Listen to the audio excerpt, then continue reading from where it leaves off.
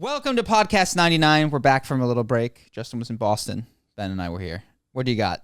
It's been 3 weeks, dude. We got a lot. The one thing that we already talked a little bit about off air, so we talked about this before, the news can't be trusted. Did you guys know that? The Florida whistleblower. I'm not saying this is true, but there's a counter story coming on about the Florida whistleblower who was whistleblowing about Florida faking their COVID numbers, is now being discredited, saying the story is almost completely made up. She was not in a position to be able to even do the things that she was claiming the government had asked her to do, like audit the numbers and falsify the numbers and stuff like that.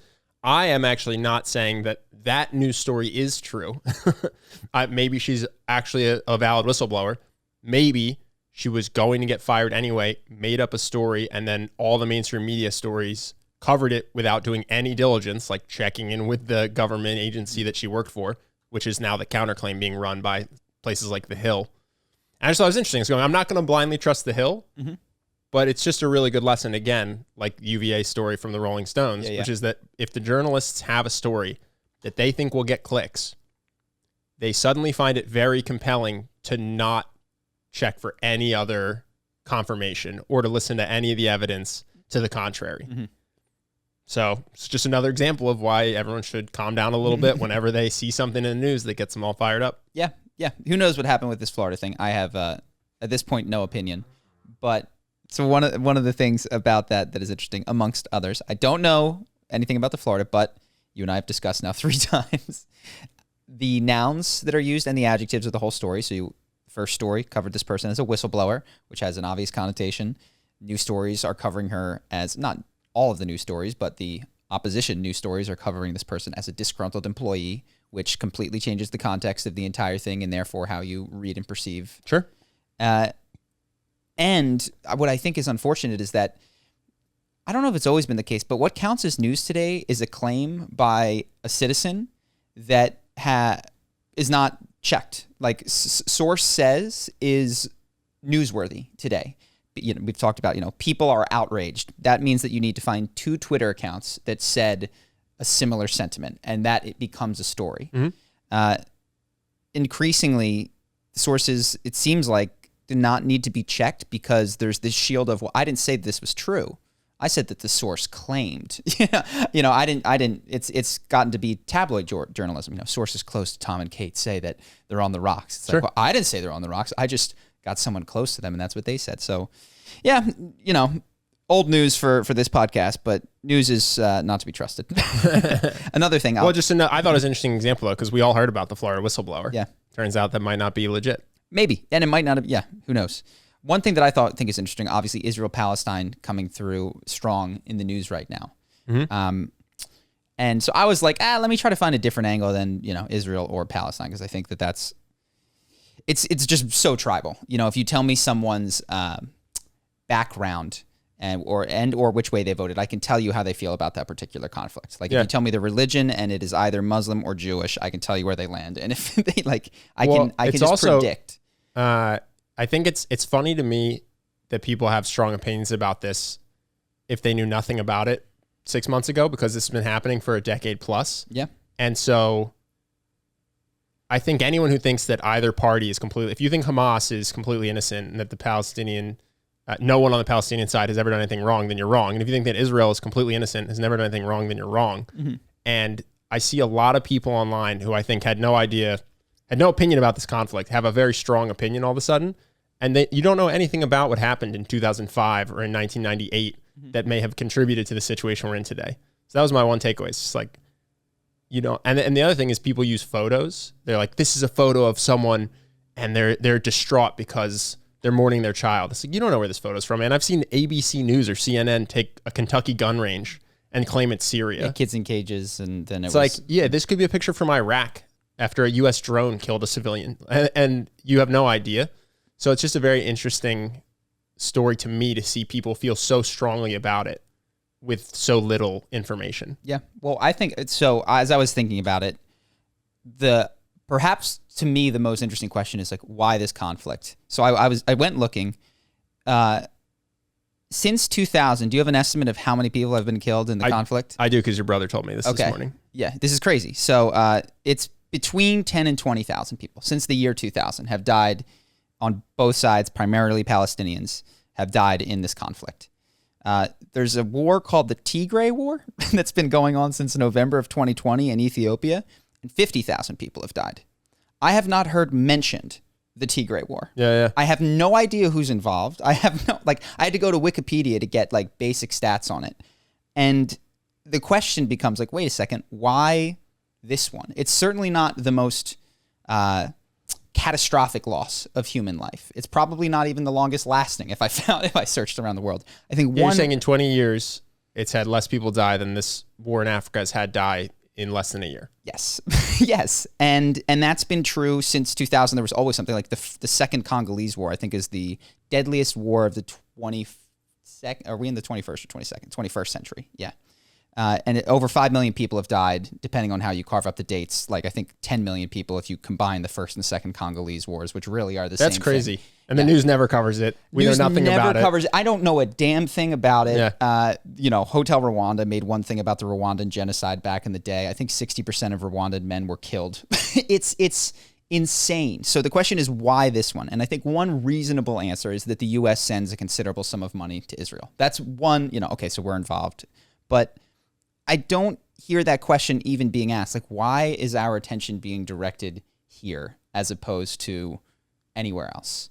And I don't necessarily have the answer, but I just know that if you think this is the trick or the trap that I find myself falling into, if you watch the news and you go, I'm not going to fall for that, I'm not going to fall for that, you're still falling for it because they're still directing your attention at a particular crisis and framing it in such a way such that if you pick either side, you're missing what I would say is the greater thing of why are we focusing our efforts and energies here as opposed to everywhere or anywhere else. So just interesting. I don't know why this one is so such a darling of the American people / the American news cycle, but it seems to be a perennial one that they perennially return to as soon as several hundred people die, which is of course a tragedy, but several hundred people die in conflicts constantly all over the world, and the vast majority of them never make it into the American news's consciousness. So, yeah, I'm just running through hypotheses. One hypothesis would be it's because Israel's a U.S. ally, but I'm trying to think if there's an area where a U.S. ally has more deaths than this, and we hear very little about it. But the problem is, I don't know. Do you know what I'm saying? You got to go to Wikipedia, and this is what I did. I was this is what I did with when we were talking about cops. I was what kills most Americans? And cops aren't anywhere near the top. They're not on the list for all practical purposes. We talked about this. It's diet and heart disease. Most of the top ones are related to diet. And then when you get to healthy people, it's car accidents and suicide. Yes. And I have a similar reaction with this, which is this does not seem like the news media is directing the American public's attention to solve the most suffering in the world. So that does not seem to be how they have approached which stories they will frame and how they will direct efforts to solve whatever crisis they're framing. I mean, we just ignore the Uyghurs. Yeah, I kind of, but that's even one that you can say the name of. That's on the periphery because that is now a political kickball. Whenever you want to crap on China, you can just go, I know a word that makes yeah, you but the bad no guy. one wants to do anything about it. I've never heard anyone in the U.S. propose doing anything to fix that situation. So I think that the situation is that the U.S. is being geared up for a soft and or hot war with China.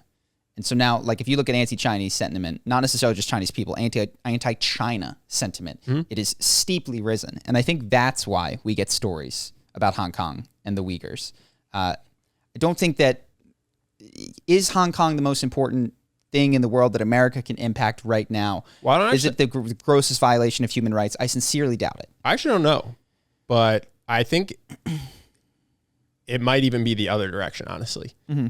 I don't know what's happening with the Uyghurs, but it's a massive amount of people being held in camps. Mm-hmm. If it's Nazi-esque concentration camps, then we're actually severely downplaying it in terms of the news coverage. I don't know what's happening in those camps. I've never been or seen drone footage of it. 60 Minutes where they pretend that it's a really nice place and they. Well, this is what I'm saying. So maybe we're gearing up for a hot war and it's propaganda. But I also argue potentially we aren't ready for that war. And so we're just completely turning a blind eye to concentration camps. Yeah. So what you hear us saying, which is frustrating, is we don't know the things that are not revealed to us about the world by the news, because how could I? You can search, largest death tolls and maybe get some raw data that would point you in the right direction. And when I do that, it directs me away to the focus of the American news cycle every single time. So it's fun to talk about the news, but I just constantly have to remind myself, I was like, this ain't it. Like I always fall for it. And there's usually two levels of traps. There's, I'm not, the news is saying to like, whatever, fill in the blank, the Palestinians / the Israelis, but I really should like the other side. And the other trap is the news is framing my attention on this particular conflict when really I should focus over here. And that happened with BLM versus police. It happened with all these things. And you could pick a side or you can go, why this? why this topic as opposed to something that is more helpful, could alleviate more suffering if attention were focused there. Well, it's interesting for a lot, because I think some people do have ties to the area, right? If you're someone who has family in Palestine or someone who has family in Israel. But for a long time, at least for me, that's who cared about this conflict that has been happening for a very long time. I know people who care. It's Jewish people. American presidents have gone, they have Camp David Accords. I don't know that Americans are flying to Ethiopia for the Tigray. No, I agree. But normal Christian citizens have never, I think in my entire life, I've heard about this my whole life. Yeah, but you never cared. I see a lot of people who feel strongly one way or the other now. Oh, I see what you're saying. Well, what I saw, and I mentioned this to you, is that I went to school in Washington, D.C., and at the time it was the prevailing American sentiment was, I would describe as, without understanding the conflict, pro-Israel. And now the sentiment, I would say, very is mildly pro-Israel. Where I was in Washington, D.C., with a bunch of young people, the difference was then it was pro-Palestine. And then I think those kids... You think it's pro-Palestine today, you're saying? I think those kids grew up, is what I'm saying. And I think the side that you fall onto, one, there's the obvious tribal affiliations that you get, whether you're Jewish or whether you're Muslim, and I think that's going to make it pretty obvious the direction that people will go. But there's also, it seems to be the progressive belief, which is, and some people, look, if you're out there and if you've studied this deeply, like, count yourself out of it. But if you're getting your information from social media posts and you hadn't heard of it until it popped up, I'm talking to you. You don't know what's going on there. And it is a tribal affiliation thing where now progressives are fiercely pro-Palestine and conservatives are fiercely pro-Israel. And it just seems to have devolved into tribal, strong it's like opinions. COVID again. Yeah, strong opinions without solid education that break down along tribal lines. And you go, well, this didn't have to happen, but here we go again with culture wars playing out in an area that they don't have to, but they do. Well, yeah, my thing is just most of the people who are super strongly in either camp couldn't even give you the chronology of what's happened. Mm-hmm. You know what I mean? Like all the people that are aggressively pro-Palestine couldn't tell you that in 2005, Israel ceded a bunch of land unilaterally as a good faith act. You know what I mean? And all the people who are pro-Israel couldn't tell you the time that Israel did something super fucked up. Mm-hmm. And that to me is the most interesting point. It's like you can't even write out what happened to then look at it and decide, okay, well, actually, like this side did 10 fucked up things and this one did 2 fucked up things. You just don't know. That's the most interesting thing to me is all these strong opinions based on something because you saw one photo. Yep. Oh, that's the other thing I wanted to bring up. This idea that people are like, oh yeah, well, I know a person who's there. Or, oh, well, I saw a photo of a grieving father. I could, if I had an agenda, get 20 guests on this podcast who were all Palestinian, who were super pro-Israel, who would tell you how fucked up Hamas is and how horrific. So we're Palestinians who are super pro-Israel. Yes. And I could go ba, ba, ba, ba, ba, and just overwhelm you with anecdotal interviews of anti-Hamas Palestinians who think the Israeli government is just trying to get peace. And then I could come in with 10 ex-Israeli soldiers or something who could tell you about travesties that they witnessed. And it would be the strongest, most compelling anecdotal evidence because I would just put them one after the other. Mm-hmm. But in either case, I'm just getting 20 people or 10 people out of a million potential interviewers. And to get them, all I'd have to do is screen out a couple hundred people who didn't say what I wanted them to say. So that's the other thing that I think is interesting is people are making these extremely emotionally strong, I'm pro this side, I'm for this side, based on one photo or 3 interviews, as if that's a good way to learn what's happening in an event that's so far away from you that you couldn't possibly know what's happening. You know what I'm saying? Yeah. I mean, and the other thing is, to what end? Like, okay, so there's going to be a handful of young Jewish Americans who join the Israeli Defense Force, and there's going to be a handful of, perhaps Arab Americans or even just others, that are non-Jewish affiliated and that go over and participate in peacekeeping activities or whatever. But the vast majority of people commenting and participating, what is that level of participation indicating? And I think it's this tribal social thing that you just have to affirm your allegiance to the in-group. And you do that by when the in-group blows in a particular direction, so do you.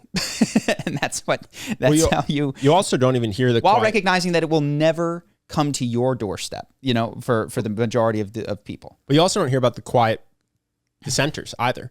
Like when Black Lives Matter was happening in LA and people were posting black squares, there were Trump supporters who political beliefs wouldn't match their Instagram posts, but just to fit in with their friend group, they actually make public declarations about things they don't believe because it's more important to fit into the friend group than it is to represent yourself accurately. And I think that happens too. So you have all these progressives that are pro-Palestine, except for the progressives that aren't pro-Palestine, but just keep their mouths shut because they don't want to get kicked out. And then you have all these other people that are pro-Israel, except for the ones that aren't, but they keep their mouths shut because they don't want to get kicked out. Like the primary thing is just to not get kicked out of your group. Well, that's, I think, a useful way. Like if you just could look at social media and have like a Gaussian blur on your vision such that you couldn't read the text and you just saw like, I'm blue team and like, I'm red team. And that would be a more useful way to view social media as opposed to claims about reality, which people, if pressed, I think would have to admit they have no basis for making. Don't even agree with what I'm saying. I'm saying what they're shouting is I'm blue team. Yeah. I don't agree with blue team though. I'm just shouting I'm blue team because my friends are blue team. No. Well, and I just want to keep my friends. And I will do what it takes to be blue team is kind of, I think. And if that includes agreeing with blue team, I agree with that. No, but you know people who voted for Trump and then just lie about it when they're asked. Sure. I guess they literally vote for Trump, and then when asked, they just lie. They go, "I didn't vote," or "I voted for Biden." Or, Like they just actually go out and try to make the world one. They make this guy the president, and then lie about it to stick with their group. So they're shouting on blue team, but they're not. But with an action towards red team objectives. Yeah, I see what you're saying there. I mean, I'm reminded of you having dated someone that was on the religious team and going to church all the time, but very early in the relationship made a decision to have premarital sex with you.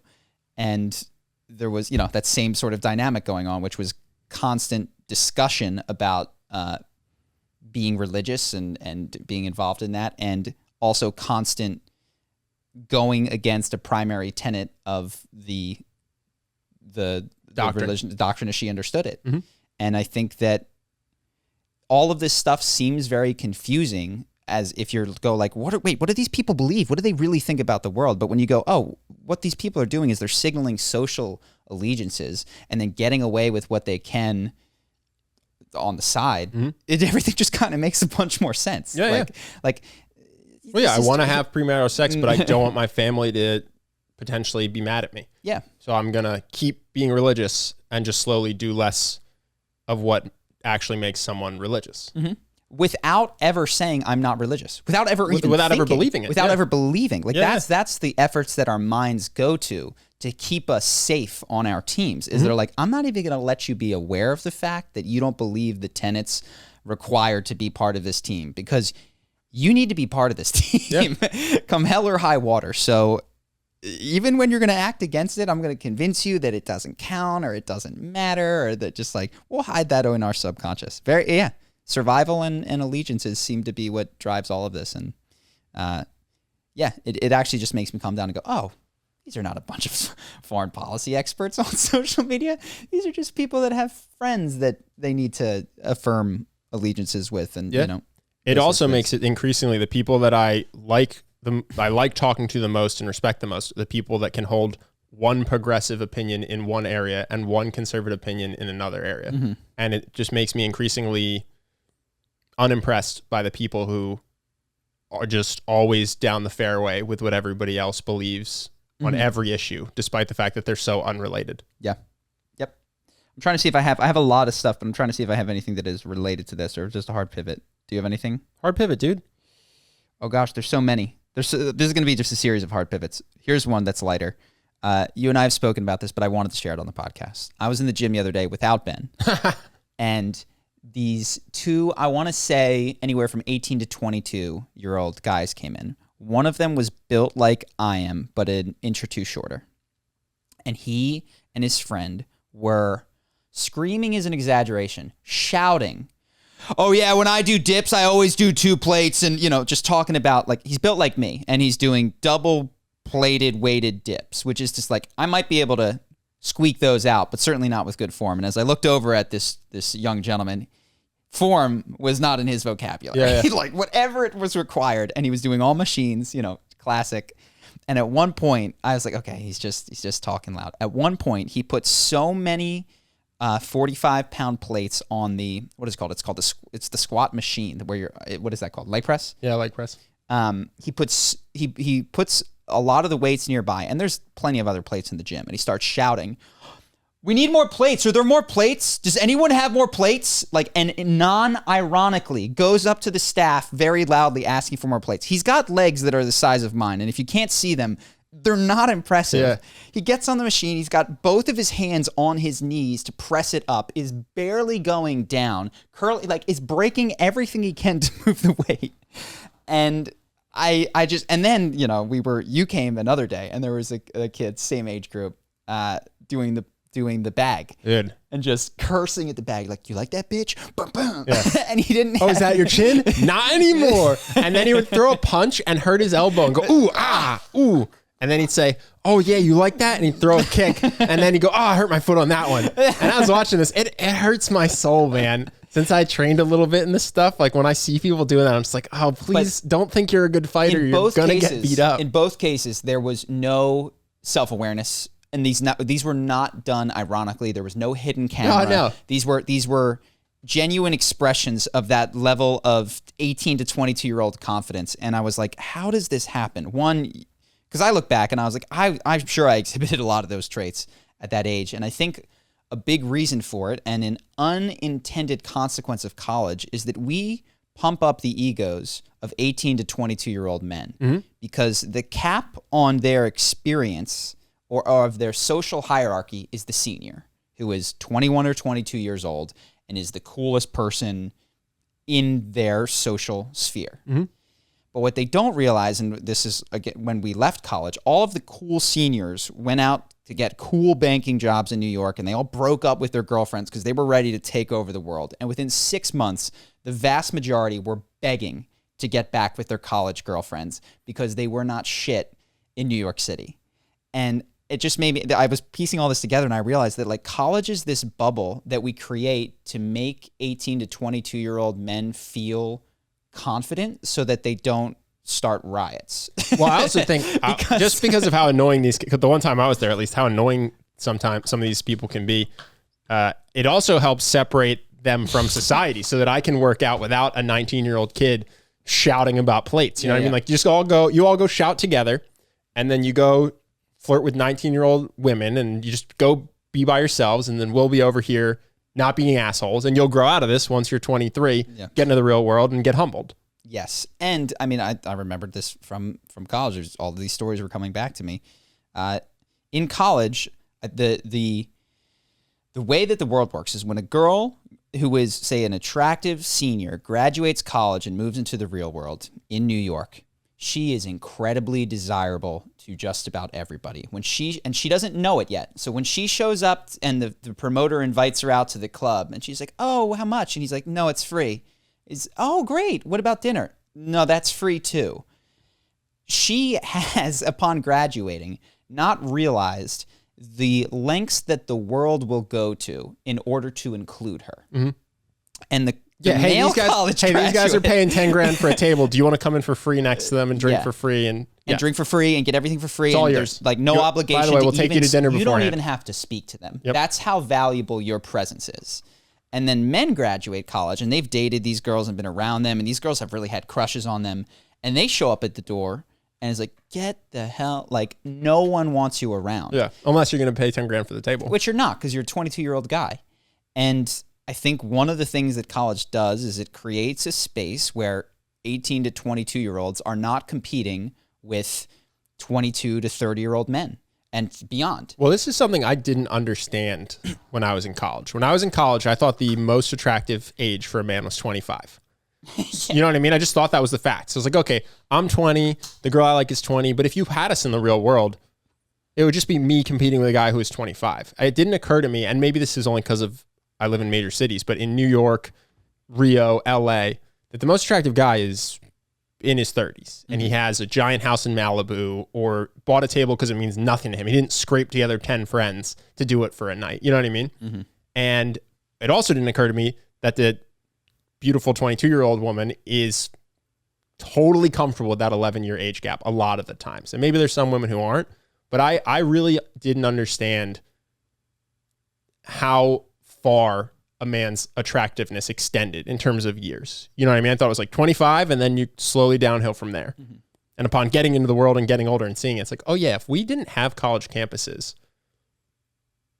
life would be a lot harder for 21-year-old men. Yeah. Well, and I think, I'm not sure that it's a bad thing.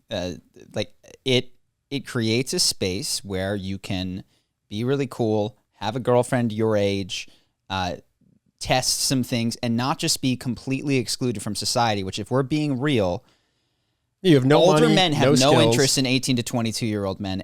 And I think you'd see a tremendous amount of women in that age bracket start dating older, maybe not 30, maybe 25, maybe 26, but everyone would collectively be sick of 18 to 22. Well, especially like the 19-year-old. So and I say this as a former 18 to 22-year-old man. This is not meant to shade or say that you're a bad person in this age, and you'll experience this. I lived in a 9-person house, and rode. I had a great job too at the time. I rode the metro to work and ate canned beans and an avocado. That was my splurge. Like, people didn't want to be around me because there was not a lot that I could do for them at that time. And that was why charisma became such an important thing, because it was like the one differentiator in that age group that was in my direct immediate control and I didn't have to wait years to invest in. And I think as I look back on my life, that was why I was so insanely focused on charisma, is because in American society, not in a malicious or evil way, the men of that age are really not valued highly. Not to say that we're treated like trash or anything, but just people would just rather be talking to a woman that age or an older, more established man, or an older, more established woman.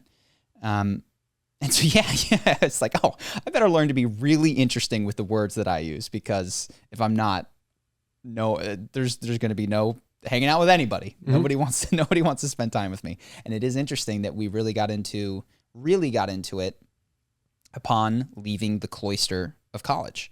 That was when we were like, oh, this is when it has the most dramatic effect, because it's the difference between being invited and not being invited. Oh, it's the difference between free bottle service every day versus you're not allowed in. Yeah.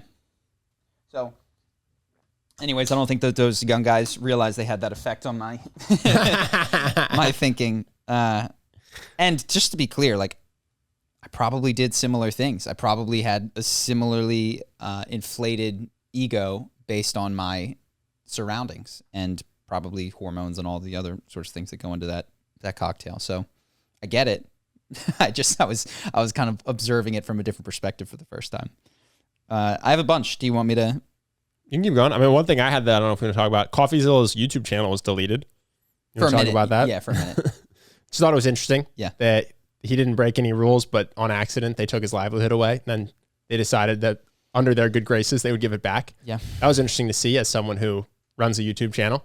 Yeah. I mean, look, we don't own it. That's the truth. Yeah. It's, it's by the grace of the YouTube gods that we continue to have an income. And should they take that away, we're in trouble. We've talked about, for our business, trying to find what we've called a dual engine, like a different way of getting attention and eyeballs and traffic, but have up to now not been tremendously successful at it. Like we understand YouTube in a way that we don't understand a lot of the other modes of communication. So we are fragile. The other thing I thought was interesting is if his hypothesis is correct, his YouTube channel got taken down because he came out critical of Dogecoin, and then Dogecoin fans decided to take him down. Yeah. And I'm only 33, so maybe I just wasn't aware of it. But it seems like today, disagreeing with someone is considered an egregious sin. So if you own Dogecoin and you think Dogecoin is good, and someone says Dogecoin is bad, you could imagine a world where the reaction is, that sucks for that person. They're going to miss out on a lot of money. But instead, the reaction is, we got to take this person down. They're evil. They're the enemy.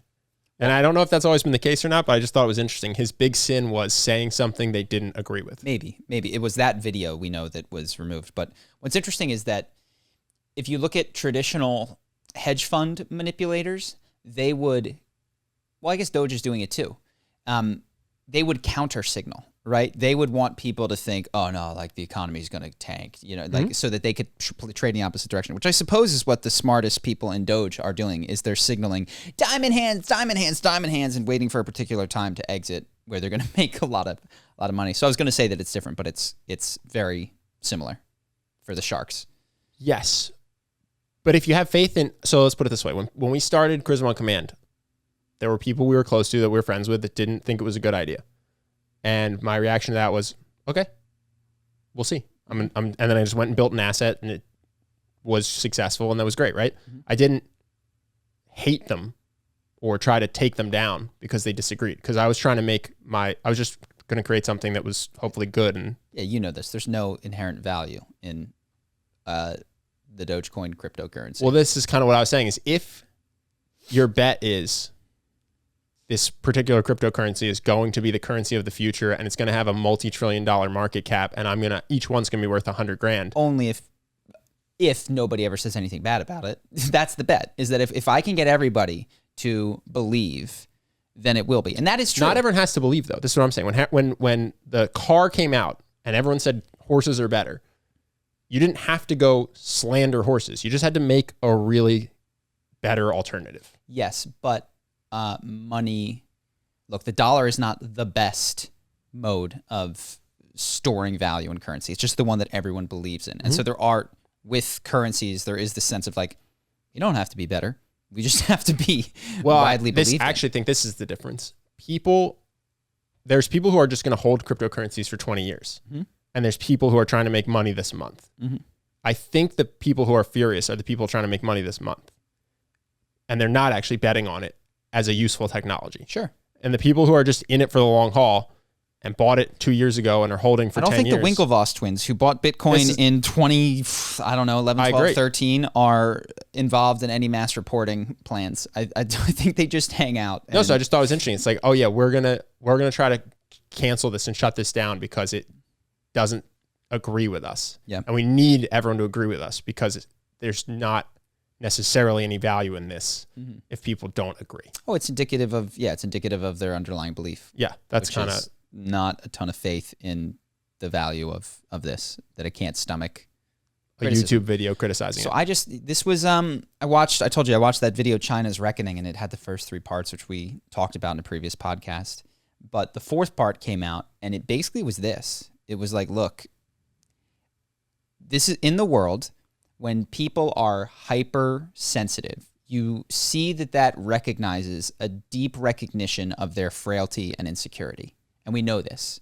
Yet when we see it in China, we don't have that same reaction. And this person's claim was China's sensitivity around these small things. And if you list Taiwan in your list of countries, and that's some egregious sin, and you're not allowed to have any depiction of the Dalai Lama in a Marvel movie, so you got to make the enlightened one a white woman from Ireland.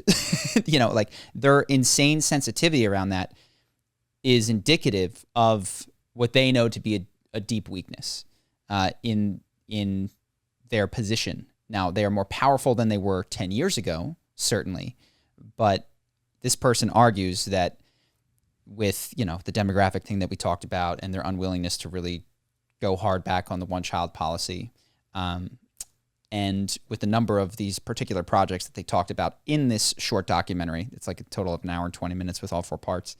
There's this big water project that they're running, and it's cost billions and billions of dollars. And this person says, look, you could just raise the price of water, and that would affect supply and demand immediately. Instead, they're diverting all this stuff. But the habit of China, according to this creator, is that they cannot admit that they've done something wrong. So when they have committed to a crappy path, which is an advantage of the way that they do things, they have the long-term vision. One of the built-in disadvantages of that is that their egos are often on the line. And so whereas America is flighty and Obamacare, and now it's Biden care, but we're going to cancel that when Trump comes in, there's not an invested, oh, this is on me if this fails. But then we go back and forth all the time. They have this problem of not being able to admit that they've made poor decisions. Well, mentioning ego is interesting to me because when I think of macro politics, I think of the strength of a country mattering more than, oh yeah, their leadership is a little bit big egoed. Who cares? But then you were telling me about World War II in color. Do you want to talk about this a little bit? Sure. I didn't realize how the ego of a leader can submarine an entire country's future. Yeah. So I really enjoyed it. I often talk down about documentaries and, as I do the news, but I still participate in both. So this is on Netflix. I do like it. Documentaries that are older, I tend to be more interested in. I recognize anything made in America is going to have a pro-America slant, so I try to keep that in mind. But just the basics of World War II, which I think almost anyone in the world would agree with, are fascinating. And like, I don't even need to get into the controversial stuff to be fascinated. But Stalingrad was what I think you're referring to in one thing. Oh my gosh, so much cool stuff from this documentary. But Hitler is trying to get, I believe, a warm water port as he invades Russia, which he shouldn't have done. But he could have won. But on the way to this warm water port, out of the way, there's a river, and on the river is the town of Stalingrad, which obviously Stalin named for himself. And Hitler says, we have to take that. That's where I want you to intercept the flow of goods up and down the river. He could have gone down the river quite easily, set up a blockade, no problem, no city, no fortifications, taken it. But he wants to go to Stalingrad. No, Stalin says, says, Stalin. because he hates Stalin. Stalin says, not one step back, we're defending Stalingrad, because it's got his name in it. And for strategic purposes, it actually made more sense, because after you get pushed back from that last stronghold on the river, it's just open plains until the Ural Mountains.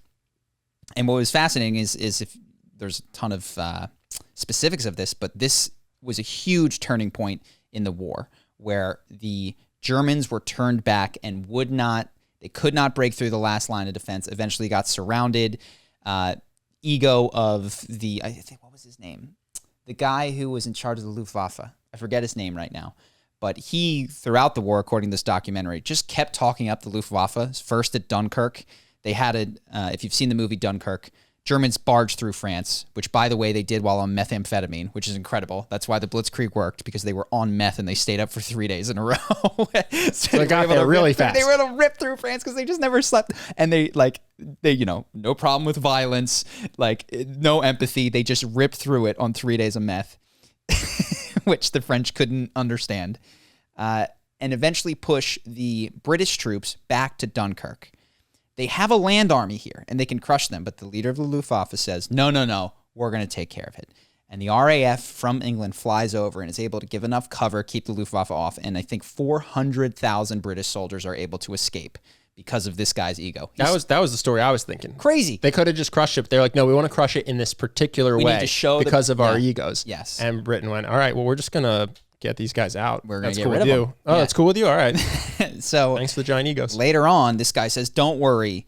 The invading force of Stalingrad gets here. They get eventually surrounded come fall/winter. Mostly fall is what this documentary says. It says that the winter contributing has been over-exaggerated, that they lost. So they get surrounded by, I think, Romanians and not Romanians. Romanians were on the other side. Doesn't matter. They get surrounded. And the Luftwaffe guy says, don't worry, we can airdrop enough supplies in. My Luftwaffe are awesome. They can't get a tenth of the supplies needed to airdrop to these guys. These guys are going, can we please surrender? Can we please punch through? No, stay and fight. we have to take Stalingrad, and the Luftwaffe is really, really good. And just, they get decimated, completely destroyed. Many of them freeze and starve to death. And as you go through this documentary, there's just so many instances of one man's ego turning the course of the war. Well, I don't know if it turned the course of the war, but wasn't there a moment in time where Hitler had 2 rules? One is don't wake me up, which is fine. That's fair. You're the leader. There's always something going wrong. But 2 was our absolute best division can only hear instructions directly from me. Yeah. So by the way, if I'm sleeping, my second in command is good enough. Yeah. So there was on D-Day, it happened at whatever, 6-ish a.m. in France. I think it was like, may have been, Hitler wasn't up to 9 a.m. essentially in whatever time zone he was in, which was 1 or 2 over. And people were too afraid to wake him to tell him that D-Day had occurred. In addition, like you said, he had exclusive control of one of the panzer divisions that was stationed nearby and was an elite panzer division. Not that it would have necessarily turned the course of the war, but like, they couldn't wake up the leader, and they couldn't get control of these tanks. It's just a fascinating story. And the other guy who was their second in command, I'm forgetting all their names. Rommel. Rommel apparently was unreachable as well because he went home for his wife's birthday. It's just like all these crazy, crazy things. And I could go on and on. The Battle of Midway has the most ridiculous turns in it, as does Pearl Harbor, which is why there were aircraft carriers that survived because they blew up all of these battleships, except the aircraft carriers happened to be out that day. And then they won at the Battle of Midway through ridiculous strokes of chance and skill as well. But it's a crazy good 8-ish hours of. I plan on watching the whole thing, but it's just what you said about China reminded me, because I can imagine myself listening to this saying, well, China's ego, that's not going to matter. What matters is your economic output, and it's like, no, actually, a leader's ego can absolutely change the course of history. Yeah, especially when he's got dictator-like control, Yeah. So I just thought that was interesting. That's a lesson I took from the stories about World War II that you were telling me about, just how much that can change the course of something. So when you say China's ego might be their downfall, it's much easier for me to believe, having reflected on the stories about Germany in World War II. Yeah. Well, and again, this is all beyond me. I'm mostly just saying what I've watched and what it made me think. So I don't know if any of this is true, but it is interesting that that what we perceive, at least in America, as an extreme sensitivity to criticism. Like if you depict Xi Jinping as Winnie the Pooh, you're dead. that's the end of you. If they ever get a hand, like I will never, to be clear, I'm never going to China after this podcast, which doesn't get a tremendous amount of views. I will never in my life go to China because I understand that could put my life in jeopardy. Yeah, I might never come back for these things that I have said, that they're sensitive. would get me. You guys are sensitive. We're not sensitive, and because you said that, you will die. We are strong. Yeah, and it's like, wow, if this were happening at a singular individual level, we would go, that person is compensating, is what we would say. So that's sort of the argument that this guy makes in his video. But yeah, what else we got? Got a lot of stuff. This is a random one we haven't talked about. I just saw, who knows if it's true, but 5 vaccinated Ohioans will be chosen at random to win $1 million. Yeah. Any Ohioan who has received at least 1 shot of the COVID vaccine is eligible. Also, I can't remember if they were going to say this or not. But anyway, so we'll just stop there. I think that's an awesome way to do it because people love lotteries. So if you just took that and divided it by the population of Ohio and you said everyone who gets vaccinated is going to get this insignificant sum of money, no one would care. But you just tell people, hey, the chance that you win this is so small that your brain can't possibly comprehend how you will not win this. Mm-hmm. But there's a chance you get $1 million. It'll be interesting to see if... I loved it. Yeah. If per dollar more people participate or less people than the actual lottery. You know what I mean? Yes. You're saying if the fact you have to get a vaccine instead of paying to... Well, I guess some people, it's not really a fair comparison because some people just had the vaccine, didn't need this bribe. I wonder how many people this bribe moves is what I'm saying. And I don't really have a hypothesis. I'm not sure. I just thought, listen, I'm actually pretty neutral on if people should get vaccinated or not. I know it's like super controversial because there's this idea that if everyone doesn't get it, then COVID can variant. But I don't know. We live in a country where we let people make their own decisions for a lot of things. So I feel like letting people make their own decisions for this makes sense. Mm-hmm. But if you wanted to get people to vaccinate, I think it's an awesome policy. Yeah. So I liked it a lot. I hope it works. I don't know how people value that, but I'll be curious to see the data. I think it's a very good idea. I think the one thing that would make it go better is if you pulled the name, then you looked up if they had been vaccinated or not, but either way you called them. And then you recorded the call. And then you publish it. Because all you need is one guy saying, yeah, is Charlie Hooper here? Yep, that's me. Oh, congratulations. Your name was pulled. You would win $1 million because you got vaccinated. You got vaccinated, right? Oh, wait, let me check the system. Oh, you didn't. Oh, okay, sorry. Well, we'll talk to you later, and just hang up and have it recorded and then publish it on YouTube or something. People would just stampede out because you don't want to be that guy. Yeah, you know what I mean? That's gut wrenching for that guy. I think all of a sudden you'd see Ohio vaccines just shoot everyone 100%. If that story, if they did that, yeah, the FOMO. That would go nationwide too. You know how widely covered that would be? That speaks to the difference between the promise of an advantage and the fear of missing out. The fear of missing out would move people so much more intensely. Oh yeah, I used to do this. I know the math. Lotteries are stupid. In New York and investment banking, anytime it hit a certain amount of money, the office would pool money together to buy tickets for the office. And then if we won, which we never did, we would split it. And I always threw money in. And my thought was, I would much rather just burn this over the course of a year, $100, let's say. Than have every one of my friends. Be the one person in the office? Are you kidding? 9 of my friends quit because they're all rich and I got to show up the next day in my suit and tie. That's an insurance policy against absolutely hating That's yourself. What it was. Yeah. So I'm gonna pay $100 a year. Yeah. To not show up one day. Yeah. And hate myself. I wouldn't have organized this. I wouldn't have. No, I don't want us to buy this. But if we're going to go around, hey, you want to chip in? Yeah. I'm going to chip in for my sanity's sake. Yeah, that would be awful. Devastating. Yeah. So that was it. It was just insurance. And we never won. It was worth it. Do you want me to do the next one? Do you have others? I got stuff, dude. We haven't talked in so long. I mean, this is a small one. Did you see the Jake Paul and Floyd Mayweather got your hat fiasco? Mm-hmm. I think it's really interesting how our pre-existing biases about people colors how we view events, because that was a boxing event where a kid took someone's hat and then a 40-something-year-old professional boxer and his gigantic bodyguards sucker punched that kid. And everyone went, well, we love it. Sucker punch is a little bit exaggerated. Sucker punch would be if he threatened to take the hat. He did. Look, if somebody touches you and grabs something off your person. Dude, if we were out at a bar and someone took my hat from my head and said, "Gotcha hat," and I punched him in the face. Yeah, that would be. You would pull totally me aside yeah. and say, "Dude, what the fuck is wrong with you? Yeah. What is going on?" For sure. Like, you would never say that was normal. Now, what if we were at a bar and I had 5 friends with me and someone took my hat and said, "Gotcha hat," and my friends grabbed that guy's arms so he couldn't defend himself, and then I punched him in the face? Mm-hmm. You would tell me I was out of my mind. Sure. That's what happened, and everyone said, Jake Paul deserved it. Yeah. It was awesome.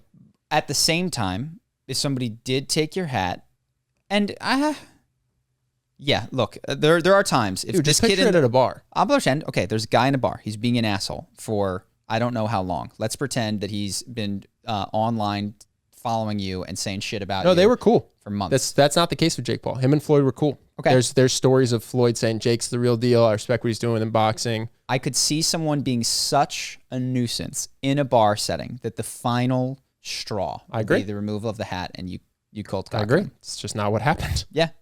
I just think it was interesting. We struggle to view events objectively. That was just a lesson in like, this is just a guy taking a hat and then getting beaten up by a pro fighter and his bodyguards. It wasn't just, if it was just Floyd or something, it would have been one thing. I just watched it and said, wow, I can't believe that this is coming out that Jake's the bad guy. And I don't like Jake Paul. I have no affinity with, like, I've never met the guy. I'm not a huge fan of his, but when I watch it without really having an opinion of it, it seemed crazy to me. Yeah, sure. That's where it shook out.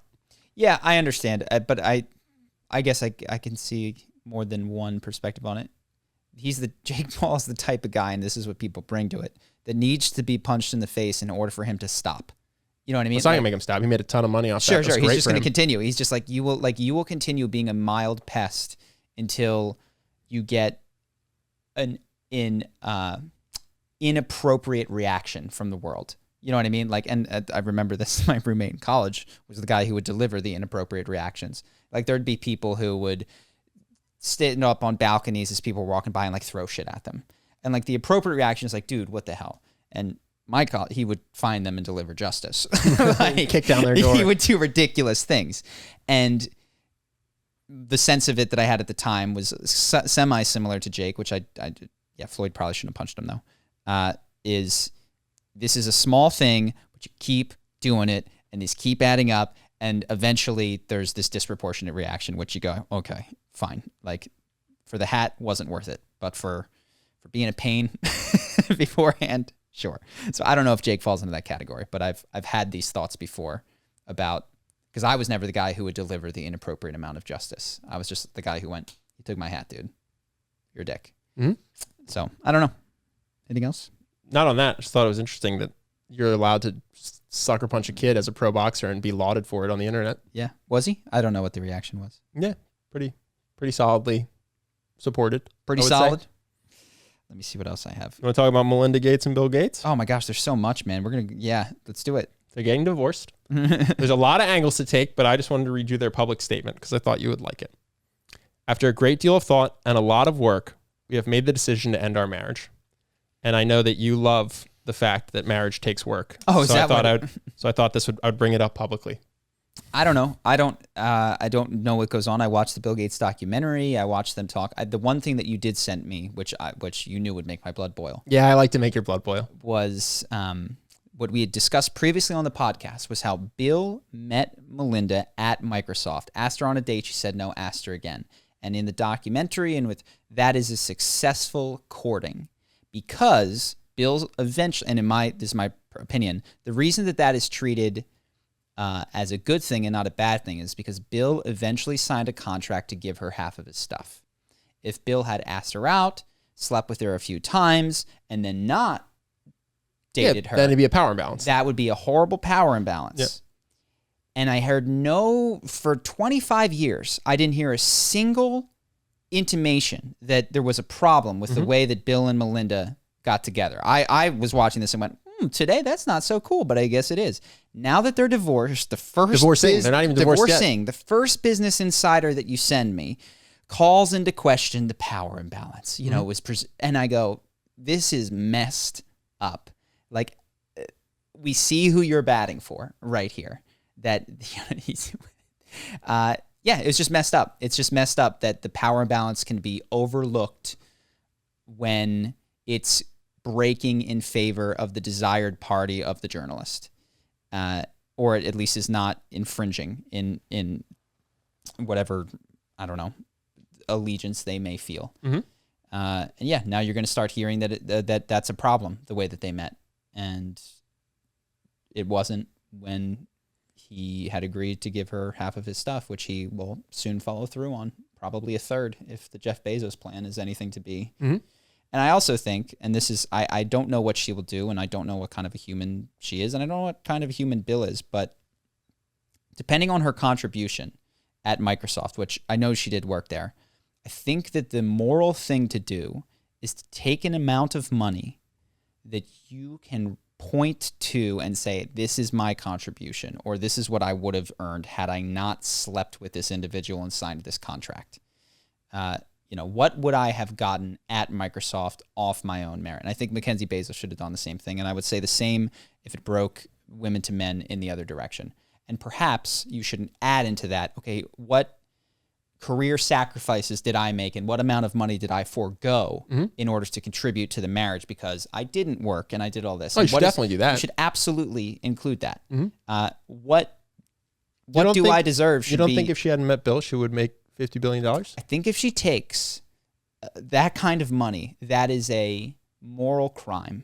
I think this is like, when I see these divorce settlements, they, in my mind, are, what's the word? Unconscionable. I think it's societally lauded, approved theft. Can I give you a counter argument? Sure. When Robert Downey Jr.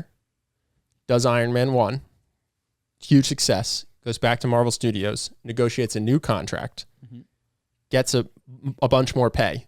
That's just considered cool because he negotiated well.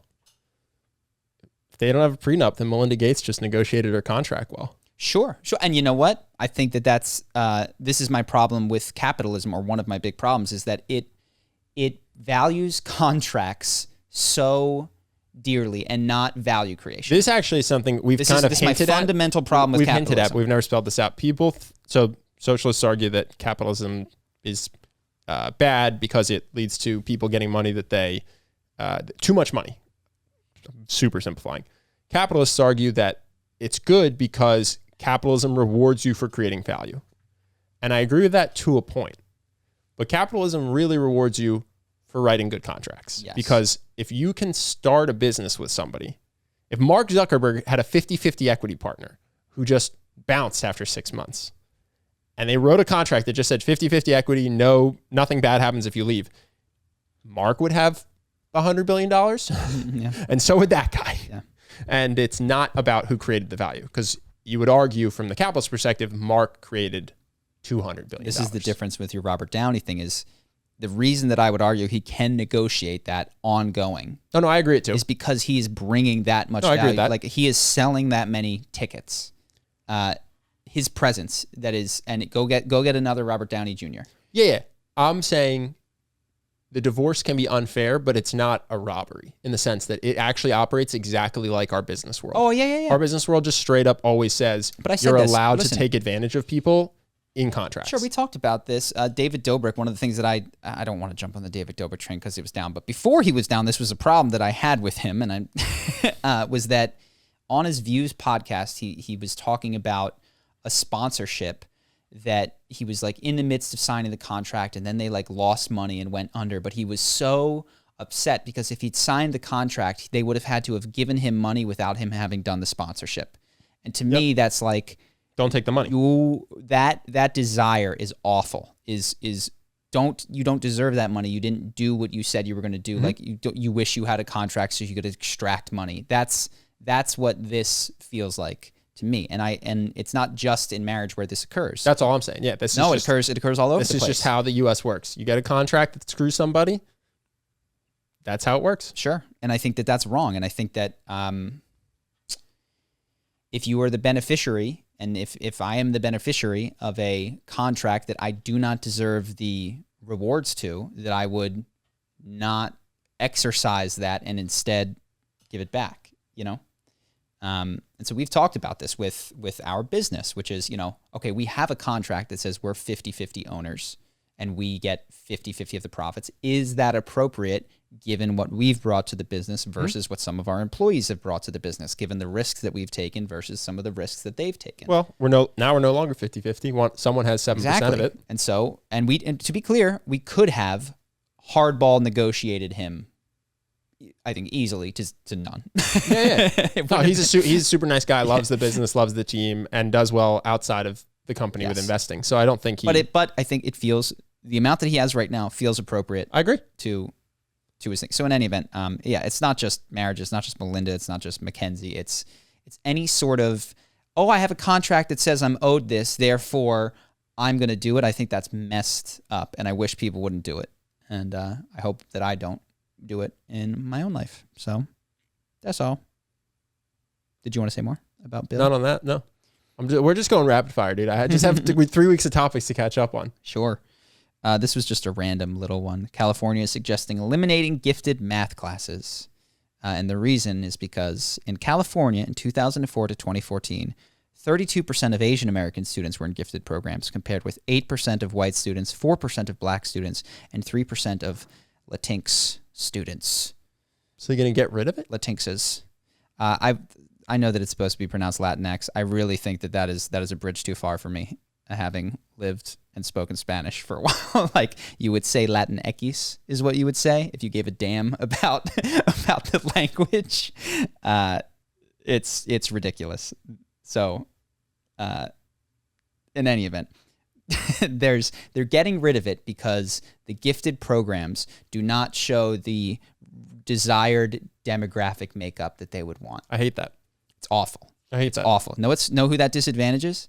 People that are good at math. The 4% of black kids that separated themselves from whatever was going on in the other classes in order to get a space where they can work harder and learn harder. Yeah, that's also so dumb because people, when you're, It's ridiculous. if you're gifted, if you're high IQ and you're in a class that's too low for you, your best case scenario is you sit there while your brain rots in its developmental years. Yep. That's your best case.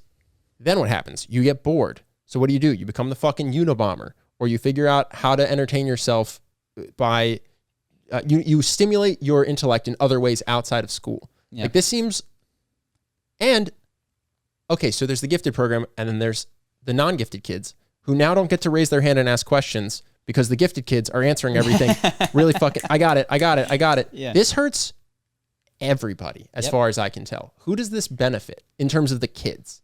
None. No, this is to have, I mean, I'll give you the steal, man. That we force the school to invest in the regular class. But here's the problem. Kids are not, even racial inequities or inequalities and outcomes aside, kids are not built the same, man. Like, you need separate tracks for separate kids if all that you're controlling for is their age, because they are at wildly different levels. If you're going to go the other direction, if you want to help the kids who are learning disabled or dyslexic, you don't put them in with the average kids. You actually give them their own class with a teacher who helps specifically to get them to learn despite their abilities. Yeah, so here's putting everyone in one class is worse for the learning disabled, the average, and the gifted. You can only move, this is the problem with the classroom model, and this is why stuff like Khan Academy might eventually be better, but you can only move at one speed. So, okay, so we put the gifted kids in. Either we move at the speed that was necessary to go as slow as the slowest link, or we move it a little bit faster in order to the average. It's just like, this is so stupid. And I don't know if it will actually go through, but it's... Also the reasoning. It's not that you did a study and you found that gifted programs actually make it so that the gifted kids do worse or so that the average kids do worse. You don't like that there's so many Asians in the class? Yeah, which is also like, talk about, 8% of white, 32% Asians. Like, is that white supremacy that is in action right there? Like, I think this is a thing that I've seen this much is Asians fit in the woke ideology as needed and are discarded as needed, and are hindered as needed. And I don't know what the underlying thing is, but they will move from group that needs to be protected from victimization to group, in this case, that will be the most, well, I guess you could argue that, the loss of the gifted classes in the kids, 32% of that drawback is going to fall squarely on Asian kids' shoulders. It's silly and inconsistent, and I wish that they wouldn't do it. And that's crazy. Was it proposed or did it pass? You can look. It was suggested at the time, but this was the first draft of the thing, and the teachers were very proud of it, and there was some pushback. So I don't know if it's California's doing everything it can to suck to just get people to move. Yeah, everything. If I had kids, I'd leave. No, I'd already be homeschooling them, I think. I'm trying not to swear as much, but I'd be like, F this. F this F is this stuff. I would say frick this, dude. Frick this stuff is what I would say. Trying to make Justin's life easier with the bleeps. But okay, so you're going to tax me the most money possible. Well, surely this is going to at least somehow lead to the best education in the country since I pay the most money. Oh, no. You're going to take the gifted kids and you're going to not teach them in an advanced way like every other state in the country does. Mm-hmm. Well, if I were trying to get California to have people move out, I don't know how much more I could do than what they're actually doing. That's insane. Yeah. I'm triggered. Well, again, with all of this, with all news, hold this in the maybe perspective, because it might have been an article overblowing, and I didn't. That is the one thing with government things. It's interesting what people propose. There's always these things of, female Democrat in Georgia proposes mandatory male vasectomies at 25. She doesn't actually want that law to pass. It's just a spoof to prove her point about having state-funded birth control. You know what I mean? So there is, to be fair, to temper my own triggeredness, oftentimes these suggested things are not actually meant to pass, but it seems weird. Yeah, we're going to get rid of this because it's too Asian. That just seems like a crazy government policy. Mm-hmm. I agree. that's why I brought it up. But again, it might just be one of those things intended to trigger you and I. So you got me, dude. So you got me with one that you didn't bring up off air. If it does exist in the world, it's a problem. If it's a thing intended to maybe we got trigger suckered. me, you got me. We got suckered by CNN again. Here's something so there's this living wage stuff that's been coming up a lot. And so this was just on Our Politics, is pay a living wage or flip your own damn burgers. Progressives blast right-wing narrative on jobs. And then in quotes, if 1 in 4 recipients are making more off unemployment than they did working, that's not an indictment of $300 a week in unemployment benefits. It's an indictment of corporations paying starvation wages. Now, in my opinion, they are wrong. It is an indictment not of employers, but of consumers who demand cheap products without regard to the pay of the employee. And I think the idea that there's these corporations exist in a vacuum of just greed and profit is like, they are your servants. Now, can I spell it out? There's a McDonald's on one corner. Yeah. And there's a Ben and Charlie's hamburger on the other corner. And they serve the same quality food. Ben and Charlie pay all their workers $25 an hour. And their hamburgers cost twice as much. And McDonald's is McDonald's. Mm-hmm. I'm not sure that Ben and Charlie would crush McDonald's out of business. I'm sure it wouldn't. Yeah, I'm positive exactly. it wouldn't. So that's what you're quality. saying. So all of the extra money is going to living wages for the employees? Same quality of food. Yeah. But instead of minimum wage, all of the profit, $25 an hour. And that is why the owners make the same amount. The owner of each hamburger joint makes the same exact amount. Say it's not twice as much. Say it's whatever the amount is required to pay people $25 an hour. All of that difference. I assume it's almost twice as much. The rent's the same. The food is the same cost. But it's economies of scale and who knows variable cost versus fixed cost type stuff. 35%. It's $1 more. I don't think that people would not be clamoring for the more expensive burgers because they wanted to support the workers there. Now, what people will pay more for is the opportunity to signal. So what you would need to do if you were clever, because I do think that you can get people to get free trade coffee and all that kind of stuff, is if you could get like a Ben and Charlie bag that basically looks like the Tesla logo that said, I love the environment, but really I just like the wing doors and I want everybody to know that I'm rich. Yeah. And what this says is I have money and I'm willing to spend it on people because I'm a good person. Then you could dominate. Make their identity different. Dominate. Sure. But no, if really all that consumers got out of it was the understanding, the private understanding that employees were being paid better because of their private decision, you would see no movement. All you have to do is say that you're not going to go to any places that pay people less than you think they should make. Yeah. And again, I want to make that personal policy. Consumers are not a block. Employers tend to be more of a block. They're not all the same, but their management does typically speak with one voice at these large corporations. It's easier for them to organize. But yeah, if McDonald's suddenly said, all right, you win, we're going to do it, we're going to maintain the profits to our shareholders, and we're going to raise the price of food, there would be a riot, man. There would be... Not really. Burger King and Wendy's would just do well. Maybe. Yeah, maybe Burger King and That's Wendy's. the thing. It's not a monopoly. So McDonald's would just see a loss of market share. Yeah.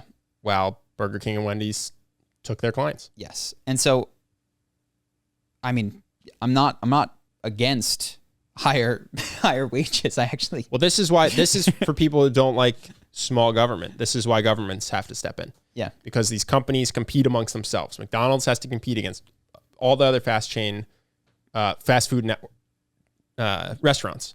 And so if they make this decision unilaterally, they'll just get crushed. And so that's where our government steps in and says, you all have to do this. Because if we let the market decide, consumers won't back the people making minimum wage. Mm-hmm. Yep. So we'll see. But yeah, it's the economy that we have is one of, not exactly, but in many cases, if you search, it's of your personal decisions multiplied out. And what I see in myself and in other people is a complete lack of concern of secondary and tertiary effects of the decisions that they people make. Wearing diamond rings that don't want to watch Blood Diamond because the movie upsets them. That's the funny thing. I don't want to watch this because it'll make me not like diamonds. Well, shouldn't you watch it then and not like diamonds anymore? I have been unable to get anyone, I still haven't watched it myself, to watch Dominion with me, which is the Joaquin Phoenix, slaughterhouse thing. Yeah. I can't, but it'll make it, then you won't want to eat meat. And that's kind of like, that's why I'm trying to watch it, to feel I'll watch it with you, but solid in this. I'm already. Yeah, I just thought it might make me feel more solid in that. Bro, speaking of meat, one of the reasons that people say they can never give up red meat is because of the testosterone that it gives them. Let's talk about your Inside Tracker results. Stack dudes. I know. Mr. Pescatarian over here, highest testosterone of his life. Yeah, it's not, it's like at 1,000 or something like That's that. high, bro. Healthy Healthy is like 350 to 1,200 or something. Yes, but then so I did the Inside Tracker, which, by the way, is a sponsor. If you guys want to check it out, people come to your house, they take a blood panel, they take 2 to 4 tubes, and then I got my results back. And they do about 50 biomarkers for your health. Everything from testosterone to cholesterol to vitamin D deficiency to all the heavy, like seleniums and cortisol. They test it all, and then they give you a chart over time of your results, so you can see how you rank compared to a healthy range and how you rank compared to your past self. Yeah. So you just got your results. Super high T, dude. No. Woo! But my free testosterone is solid, but not as high because I have high SHBG, which is a sex hormone binding globule, which attaches to testosterone and makes it less bioavailable. So how does your free testosterone compare to your past self? Highest ever. Yeah. Okay. So still highest ever. Yeah. Which is funny because I have like the least muscle ever, and I just like. Well, I have a hypothesis. So your sex drive's down, your muscles down. I don't care about finasteride. Yeah, it could be. I think it's the finasteride.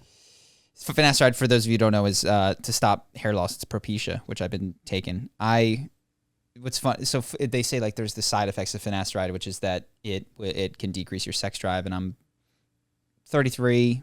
I feel like my sex drive is not as strong as it is, but quite frankly, to me, it feels awesome. It feels like freeing. A superpower. Like I would double up on finasteride because I'm so smart. In his past, Charlie was more driven by the whims of his pee-pee. It's nice to not care, honestly. So, yeah, I'm not trying to undo it. Like a lot of people want higher T so that they have a super high sex drive and they have a lot of muscle. It's like I love not caring about either of those things. It feels great. Mentally freeing. No, I just thought it was interesting that you're at an all-time high for testosterone despite being 33 and a pescatarian. Yeah, but what it did have, the only problem that I identified as a problem is that there was some liver, a high, I forget what it's called, ALT, this thing that can affect liver function was too high, as well as some of the cholesterol markers, which I was like, the heck? Now, cholesterol is a very complicated thing. Is it good? Is it bad? It breaks it down to LDL, HDL, all that. But for my limited research and with the recommendations, the biggest thing is that I haven't done cardio in a long time. So I've started running again, and it was harder than it was. Yeah. I changed up my diet because Inside Tracker, I started eating walnuts for cholesterol. I started doing magnesium because I have a magnesium deficiency. So shit's helpful, man. Know what's going on in your body. I think at some point we'll just have a wearable.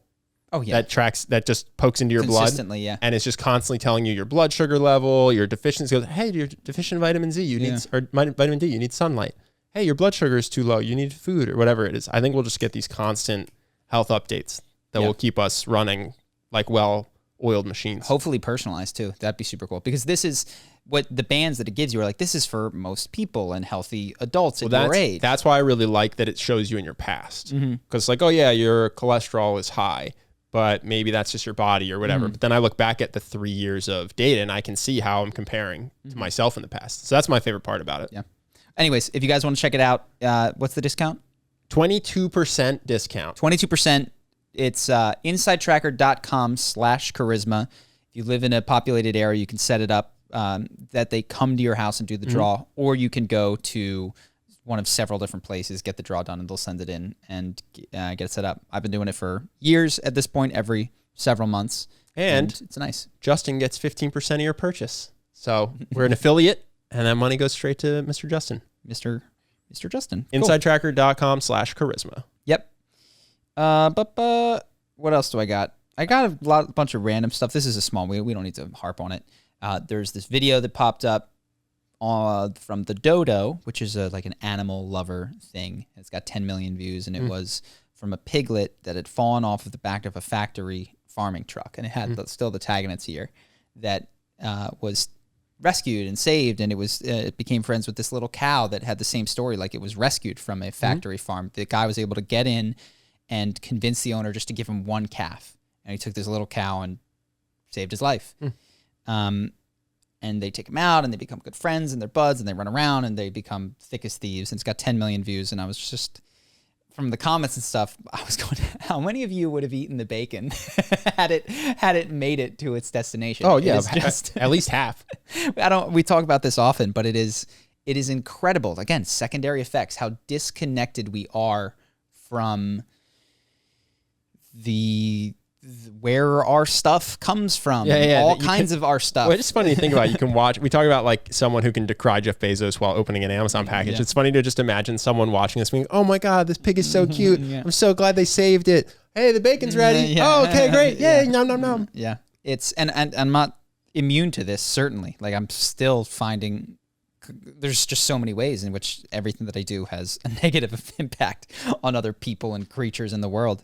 And so I'm not immune from this, but I was just struck by the power of that singular story and how I'm sure if they did a fundraiser for that pig, they could have raised a heck of a lot of money, and you could have got very few, if any, people to stop eating bacon or ham, especially if a holiday were approaching, because then it would just be unthinkable. There's no way. It's Christmas. Yeah. So yeah, it's crazy.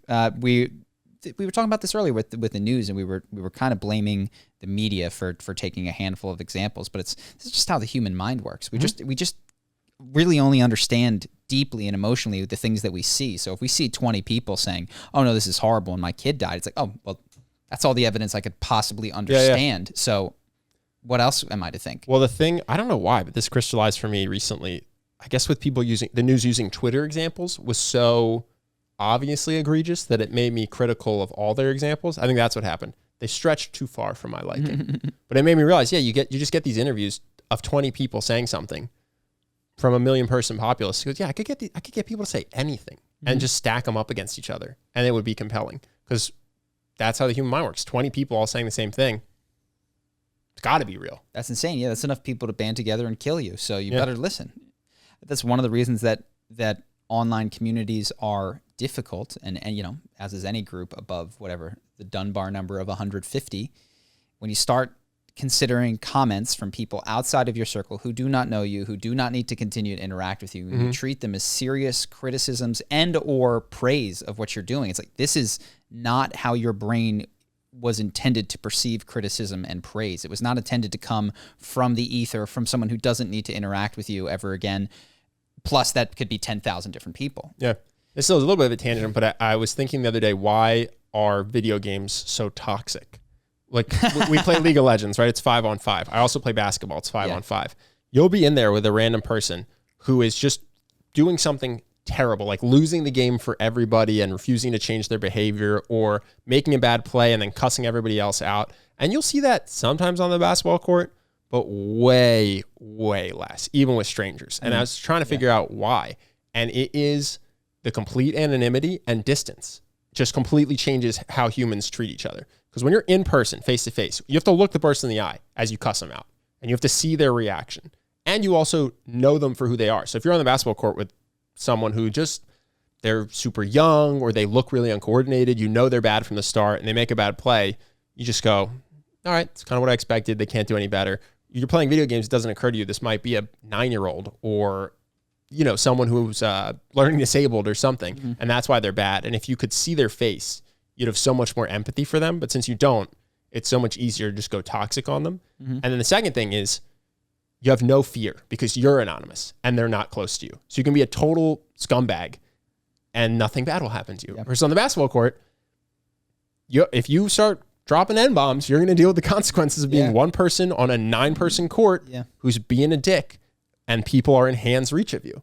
But all of a sudden you get on Call of Duty or something, and you're anonymous. It's not your face. It's not your profile. They're miles away. And all of a sudden, you become a total troll. So I just thought it was interesting to think about, as society becomes more virtual, online communities are getting lauded, and people talk about social media like it's actually a way to keep in touch with friends or whatever it might be. It's just, it's interesting because we're going to have to be cognizant of how a couple of these variables really change human interaction drastically for the worse in a lot of ways. Yeah. The threat of violence is important. It's important in interactions. It really does keep things civil in a way that when you remove that threat of violence, it just one person who wants to be disruptive can absolutely do that. It's made me think, I was thinking about crypto and how people were really excited for this like totally private, anonymous, decentralized thing. And so I guess the first thought that relates to this is that privacy is not all it's cracked up to be. It's great that singular corporations don't have all your data.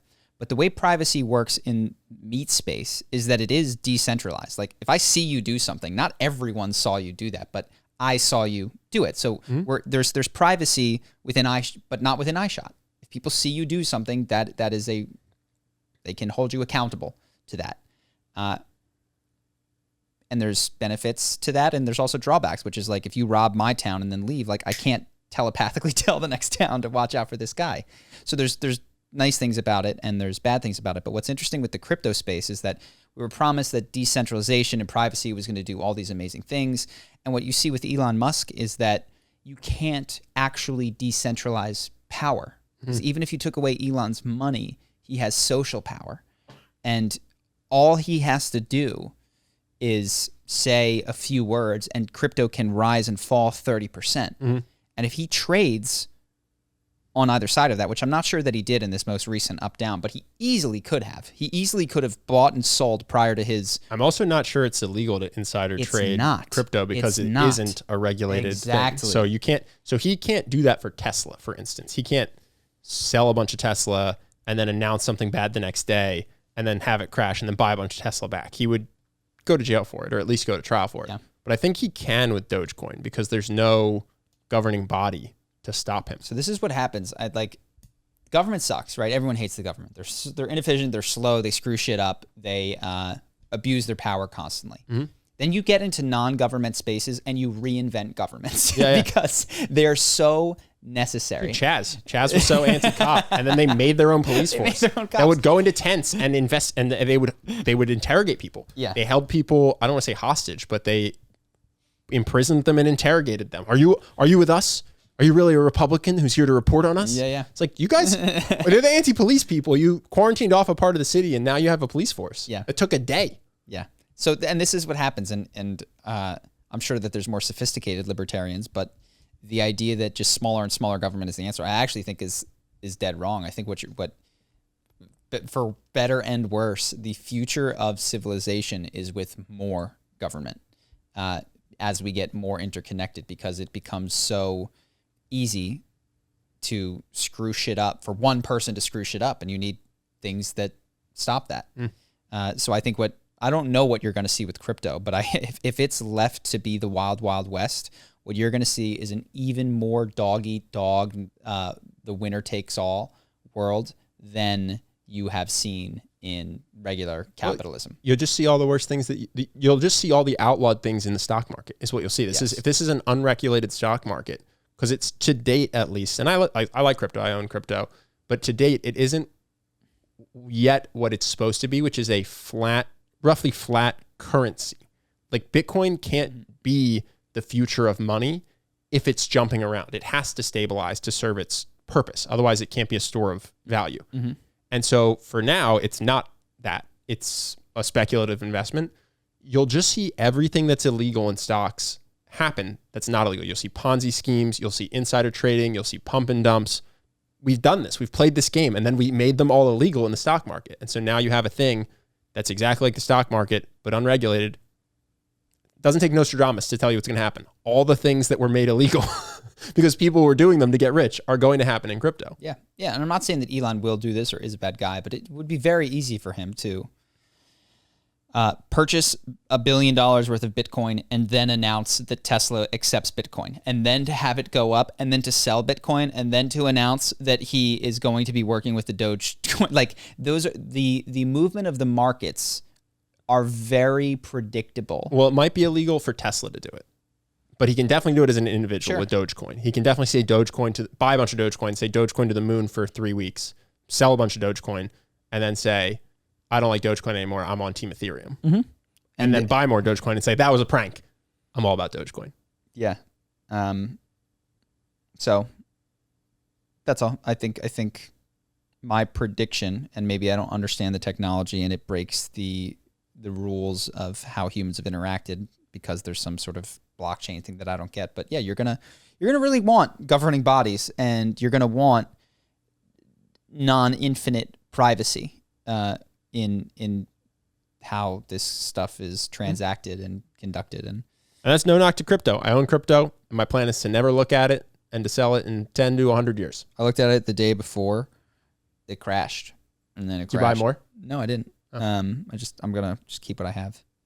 Yeah, I thought about it. I was like, should I buy the dip? It's like, I don't really know enough about this to be swing trading it. I'll just hold it for 20 years. I always forget. There's a handful of people in every domain that are just like the boring people that are just right. Like Tim Ferriss on efficiency and work management. He's just like, do one thing, do it right, remove. Like it's so boring because what you want to think is, chatbots on Facebook. That's new and exciting.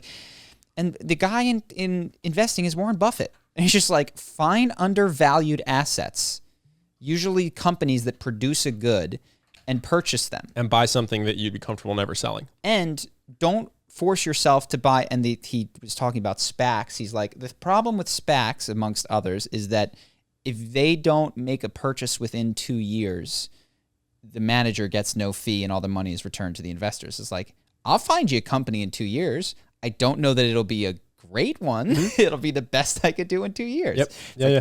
View the long term, buy assets that you've done your due diligence on, and you think will be around for a long time, so you're an actual owner of a thing. It's just so unsexy, so boring, and he's the GOAT. He's the GOAT, and he's done it for the longest amount of time. And, next up, you're watching Dave Portnoy. Yeah. Did he buy calls on GameStop, though?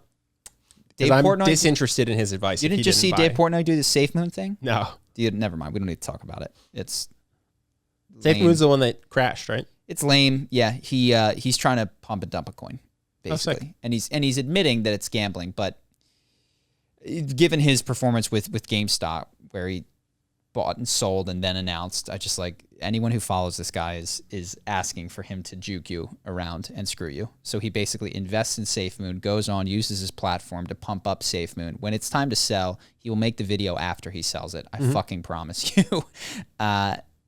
So don't follow him. He's not looking out for you. Anything else? I got one more just because I think it's funny. Cool. The Twitch stream hot tub meta. Oh. I don't really have an angle on this. I don't watch any, so I don't know about it. But I just think it's hilarious that everything becomes porn. That's really my only takeaway. It's just that everything becomes porn. Yeah. Like first we had the printing press and it was supposed to do all these things and we used it to print porn. And then we had the internet and it was supposed to do all these things. But 50% of the internet is just porn. Literally 50% of Reddit, I think, is porn. Is it really? Yeah. No. Yeah. That's impossible. Yeah. If you just go to new, apparently if you just go to Reddit instead of going to popular, you just go to all and sort by new, it's just porn. That's ridiculous. Yeah. I haven't checked it, but that's what people say. Okay. And then what was the next technology? Oh, VR goggles came out and VR porn was instant. Haptic technology. And that one's pretty obvious. We had Patreon and then we got OnlyFans. Yeah. And then there's Twitch. And Twitch's guidelines say you can't do sexual things. I mean, OnlyFans has to be crushing Patreon, right? Oh, yeah. Not even close. I don't know, but it seems if I could bet on one, if I could blind bet on one, I'm betting on OnlyFans to make more revenue than that's a statement that Patreon. I can stand behind. I don't know, but I will take the OnlyFans bet. And I could be wrong, but that's where I would put my money. So yeah, so Twitch has a thing. For people who don't know, their guidelines say you can't be sexual. We're not OnlyFans. It's for streaming games and it's for talking to your fans. And so people, there's a guideline that says you can be in a bathing suit if you're in an appropriate context for a bathing suit. And so a bunch of streamers who are women bought hot tubs, like inflatable temporary hot tubs. Or real hot tubs. I mean, it's an investment. You get to expense it for sure. Yes. Some did, but some bought inflatable hot tubs so they could be in bikinis talking to their fans. Yeah. And it took over Twitch and it became some of the most popular people on Twitch, making the most money, getting the most views is now these women wearing bathing suits and they do funny things. Like there's this woman, I don't know her name, so this isn't shade at her, but she initially published a tweet that said, "This is wrong. If you want to be successful, put on a shirt, put on some pants, do it like the men do." You know what I mean? Like, don't take advantage of this. Changed her mind at some point, I think, after seeing how other people performed, started doing the bikini meta. And I this is what taught me what the hot tub meta is. She does this thing where if you like her stuff or subscribe or give her money, she makes a heart by pushing her elbows together to push her breasts together, and makes a heart with her hands like this. Oh my God. Every time she gets money. And so how the mighty have fallen. And yeah, they're crushing it, because that's what a large percentage of the population wants, is to have a girl talk to them kindly while wearing a bathing suit and pushing her boobs together. Yeah, I guess where I'm at is like, let's just take the lid off this thing. Like all this repressed sexual stuff, let's just let it fill the role that it actually is going to fill in our economy, which is everything.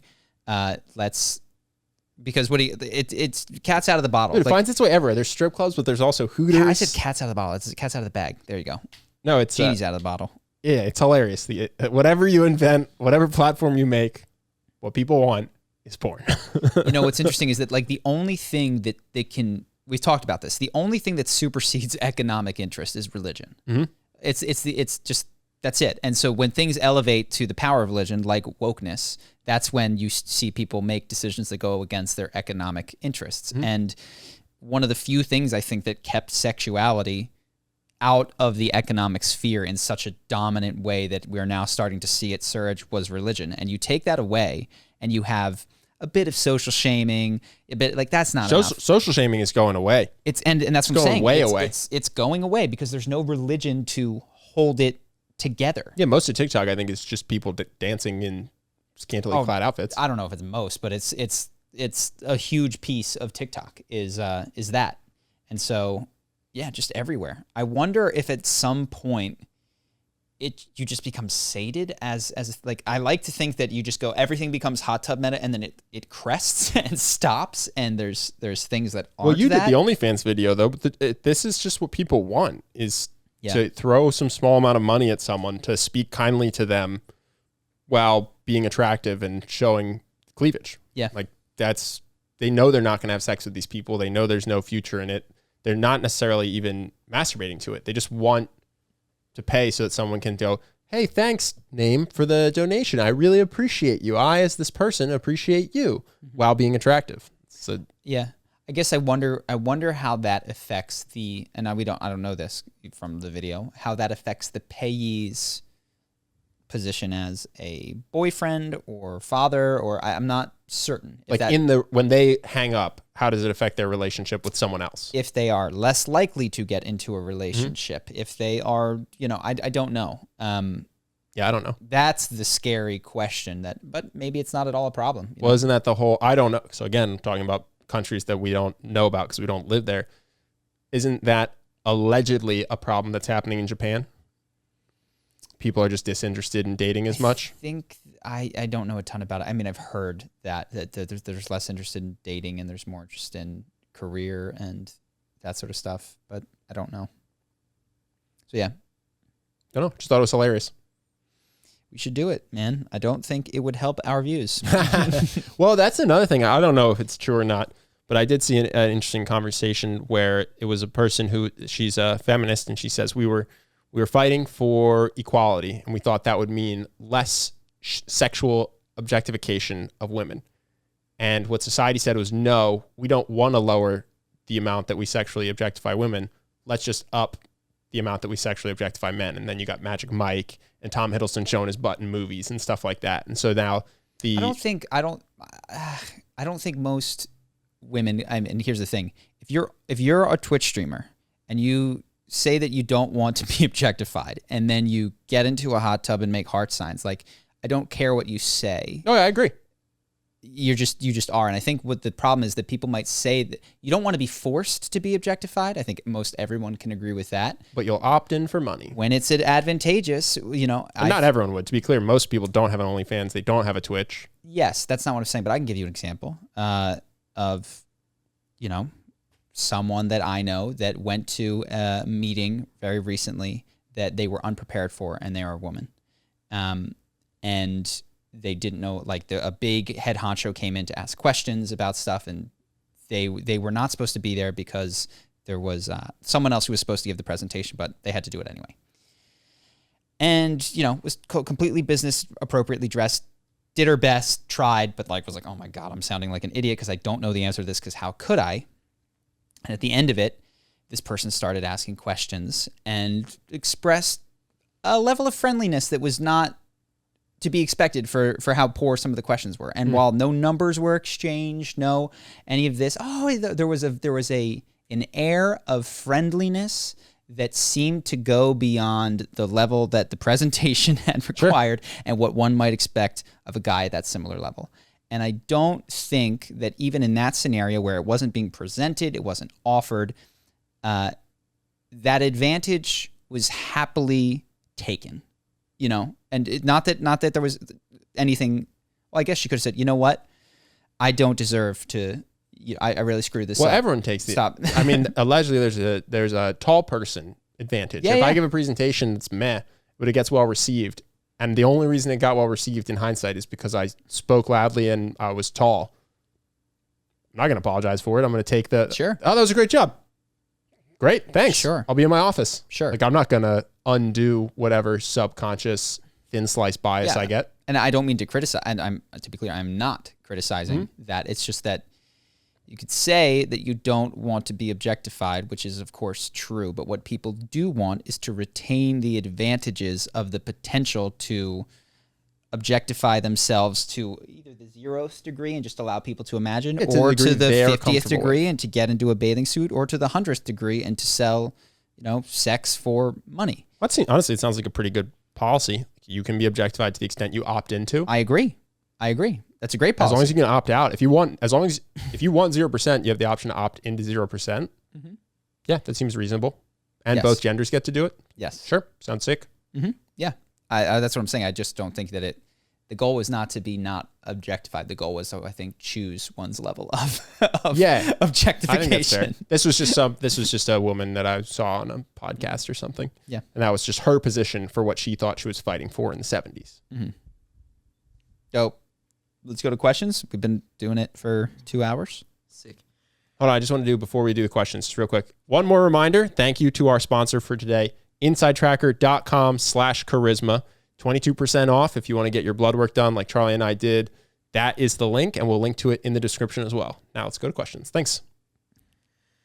Cool. First one is, this will be a weird question. In business, I'm a loser. I'm very successful in other areas of my life, happily married to my beautiful and smart best friend. I love my 2 dogs, and I'm building a friend group in a city I recently moved to, and I've been enjoying my time. But I doubt we can sustain where we are, and I don't see a path to other goals like having a family. I've either quit jobs to try and improve my life or have been fired, and I'm trying for the second time to build a business, 4-hour work week style. The business is working, but it's not enough to sustain us. I'm now looking to go back to work with a 9-to-5 with the purpose of generating enough capital to get the ideal week/life, and it'll allow us to get a house, 2 years of self-employed profitability for a mortgage. Any advice on either business front, being successful working for others or being more successful in our entrepreneurship?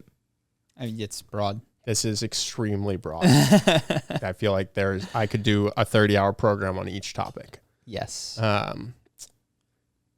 In terms of entrepreneurship, I mean, we've talked about it before. 4-hour work week, like you said, and then marketing step by step. That's, for us, helped us 100x our business. I think it was extremely instrumental. It's another sponsor we have. I'll get the link, but they give you it's a step-by-step program that'll take you through all the different things, from what to call your company, how to create a product people actually want, how to describe it in a way that people realize it's what they want. It really reframes what marketing is and what makes a company successful. And I say that as someone who went to business school for 4 years. So let me get the link. It's ebenpagantraining.com/charisma. Eben is EBEN, Pagan is PAGAN, training. If you don't know how to spell that, no business for you. So ebenpagantraining.com/charisma. We'll link to it in the description as well. That's all the beginner business advice I would give you. Was transformational for us. So in terms of being a successful entrepreneur, that's the best resource I would recommend. Additionally, what I would say is, if you are making some money, the nice thing about your own business is that it's easier to grow than your salary. Yeah. You can triple it in a year. Yes. Hard to triple your salary. So like 0 to making some in your own business is really hard. Making some to making 3 times that is doable. Yeah, it's like 30 grand profit to 90 grand profit, much easier than 30 grand salary to 90 grand salary. Oh yeah. Ridiculous. In a 12-month span. So I would say don't let that one go. It can be incredibly valuable. Another thing, since you're saying that you've been a loser in business, personal power 2, I think this is one that Tony Robbins may sell it, but he does. I just bought it. Does he? Okay. Yeah. I didn't know if he sold it. It's an old program. No, you literally just Google Tony Robbins personal power 2. You'll get it. Got it. Okay. So he sells this, and I don't know what day. It's like day 11 or 12 or 13 or 14. Just there's 2 finance days in the early or mid teens that are awesome. If you take them, they're great. If you don't want to take them because you don't want to spend the money, go to a video that I did that is, I think it's got self-sabotage in the title, and it's an animated video. And I talk about one of the exercises that Tony runs through that was really helpful for me. But we all have limiting beliefs in various areas of our life, which include finances. One of mine that I've mentioned before is that I thought that if I made more than $100,000 that I would be miserable. And that was because I lived in New York. I read an article that said people who make more than $70,000 don't see increases in happiness. And I looked at Ben's finance guys, and they were all people that I aspired to never, ever be like, because they thought they were super smart, but they were kind of dorky, and they were like just not happy in the way that I wanted to be. And not the guys that you were friends with, really. It was the people that I was going to say, yeah. So I worked with a lot of people at my company and at other companies. I just want to caveat that's not true of my friends or even the people at Hellman and Friedman that I worked with. We're largely happy, well balanced. But suffice to say, in New York, there are a lot of people who are sun deprived, sleep deprived, love deprived, never can have enough, single, mindlessly pursuing wealth as other areas of their life fall apart. And there's other people who are going to the gym every day and have great relationships. And I don't want to just slander them all because there's some cool guys there. Bunch of losers. And their names are. What I subconsciously did in my head was I set a ceiling at 100,000. I said, if you try to earn more than this, you're destined to be unhappy. And so when we would approach that number, it would just be like the gas tank would just disappear inside of me. And I wouldn't take projects that would just leapfrog that. Went through this and immediately just started doing different things that weren't even that hard that leapfrogged it because I was like, oh, well, it's okay to make more money than that. And now you have a new number in your head. Now I have a new number in my head. Now I have a new number in my head that I won't let go of because if I have too much right now, it's absolutely a limiting belief, and one that I'm not sure I want to remove is that if I have too much money in my bank and I have my number, that means that I am so selfish and I just need to send it to charity water right away. Is it an earnings number or is it a savings number? It's a lump sum. Got it. So that's why you'll just don't anything above that you just donate. I'll feel awful and or donate or find a way to not do it. Yeah. Got it. But if I could, so like that exists still in me, and quite frankly, I'm not sure that I need to remove that number. Random. You want to send $100,000 to charity water this month? Yes. Cool. Because I made a video in January saying we would match the first $100,000 of donations. So I was going to do that this month. Cool. Let's do it. So that was the first piece. And then the second piece is for your own job. Try to plan raises to the degree that you can. And so this is much, much slower. But if you are getting a job, well, 2 things. This is actually more important. Do a job that is going to have ancillary positive benefits to your entrepreneurial thing and or teach you a skill that becomes really valuable as you get it. So take something where you're going to learn a bit of Excel or programming, or that there's you can level up your income as opposed to just whatever pays you the most today. And within that job, find opportunities to train, get the company to pay for trainings, all that kind of stuff. And then in terms of raises, after a few months in, decide the position that you want within the company that's above yours, decide the pay that you want, go in and speak to your boss or manager and say, hey, like I'd like to be made a whatever, senior, whatever, and to get the associated pay raise, what would I have to do in order to do that? And let them go through it and say, okay, is that something that you think I can achieve in, say, 4 months or 6 months? And they'll give you a time frame, start low so that they have to do it. And be like, okay, can we schedule a handful of meetings at 2 months, 4 months, 6 months to just make sure that I'm on track and I'm doing these things because I've got a family and I want to do this and I want to make sure that I'm earning that money. And so you're pre-committing them to giving you a raise and checking in and hitting the metrics that need to be hit in order to get there. And you're not just framing it as a raise for you. Importantly, you're saying what can I do for the company? What value can I create for the company such that I can do that? So instead of saying, oh yeah, how do I get a raise in 6 months? It's what can I do? What would I have to do that? And then the metrics will be things like increasing sales or the performance of the product or something such that they're happy to give you the raise. The goal is that at the end of it, they are so pleased with what you've done that the money is a pleasure to part with, if that makes sense. Mm-hmm. Next is, this is from the Leo episode. If we're all just one big mind and nothing is real, and the only thing that stops us from realizing this is our desire for survival, why is this big consciousness even imagining a need for survival? What do we need to survive for? So yeah, this is a question for Leo more than me. I think what he would say is that it's a game of hide and seek that God plays with him/her/itself.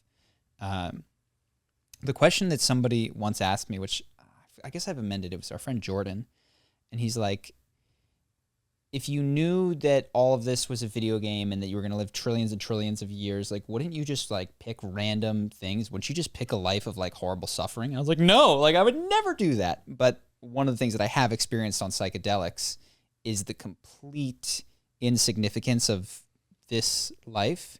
So if it is the case that that's, part of the truth of reality, it is conceivable that in that particular state, I might just be like, I'll be a mosquito. Like, yeah, I mean, I play Wasteland 3. Yeah.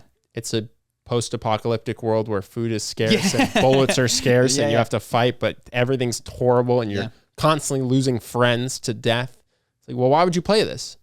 I'm completely divorced from this character such that I am 100% in control of their actions, but I'm not at all attached to their emotional experience. Yeah. It's like, okay, well, if you're 100 billion years old. And you're also going to get attached to the emotional experience and you're going to forget, but it's like, but from the perspective of infinity. Well, this is kind of what I'm saying is that you, with a good enough VR suit, maybe for a moment you forget yourself. Well, if you're 100 billion years old, but you separate off a part of your consciousness to play Ben Altman for a fragment of time, maybe in the moment it feels like it's bad. In the same way that a dream can stress me out. I had a dream the other day that was super stressful. And when I woke up, I was like, oh, that was a terrible dream. I forgot it 2 minutes later. I did nothing to prevent the same dream from happening that night because it was so insignificant to me in the span of my conception of time that I just went to sleep going, probably won't have the same dream. And if I do, I'll just wake up again. Yeah. So I think it's like, the dream's stressful in the moment. The lifetime of 100 years feels long in the moment, but then you just return to being 100 billion years old and you go, oh yeah, that was fun for a fleeting instant. Yeah. So that's my best, this is not necessarily my belief, but that's what I've understood Leo to have said, is that it's God playing hide and go seek with God's self. Yeah. I just want to caveat, I also don't necessarily believe this. I'm just trying to explain how it's been explained to me. Mm-hmm. All right. I think it's a simulation. Next is, I was in a casual dynamic with a guy. It felt like more than friends with benefits, but not a relationship. Neither of us wanted a relationship. We had said at times feeling of love and hinted at it, but wouldn't say it. I started seeing a pattern of me always paying for little things for him and him aggressively hinting at wanting stuff, but not having time to get it. I said I could pick up things for him and he would tell me his size, for example, for clothes. So I would do that, and then he would say that it wasn't the right style, and I'd exchange it, but ask for money from him, and he would sternly say he would get it himself. He's a doctor working 60-plus hours a week. I'm in retail working 25 to 30 hours a week. I'm not struggling for money, but can't afford to be treating somebody to 40-pound gifts. His reason for not paying was that he didn't ask me to do it. I offered. I returned the item and got my refund. My offer was due to him not having time. I explained this, and he stuck to his angry response that I shouldn't have gotten the item if this was my reaction anyways. There were times when I wasn't in a sex mood, but turned him on even unintentionally. When I didn't have sex, he would get extremely sad and introspective. It also got to the stage that we would only talk when he was online, and if I didn't reply on his schedule, we just wouldn't talk.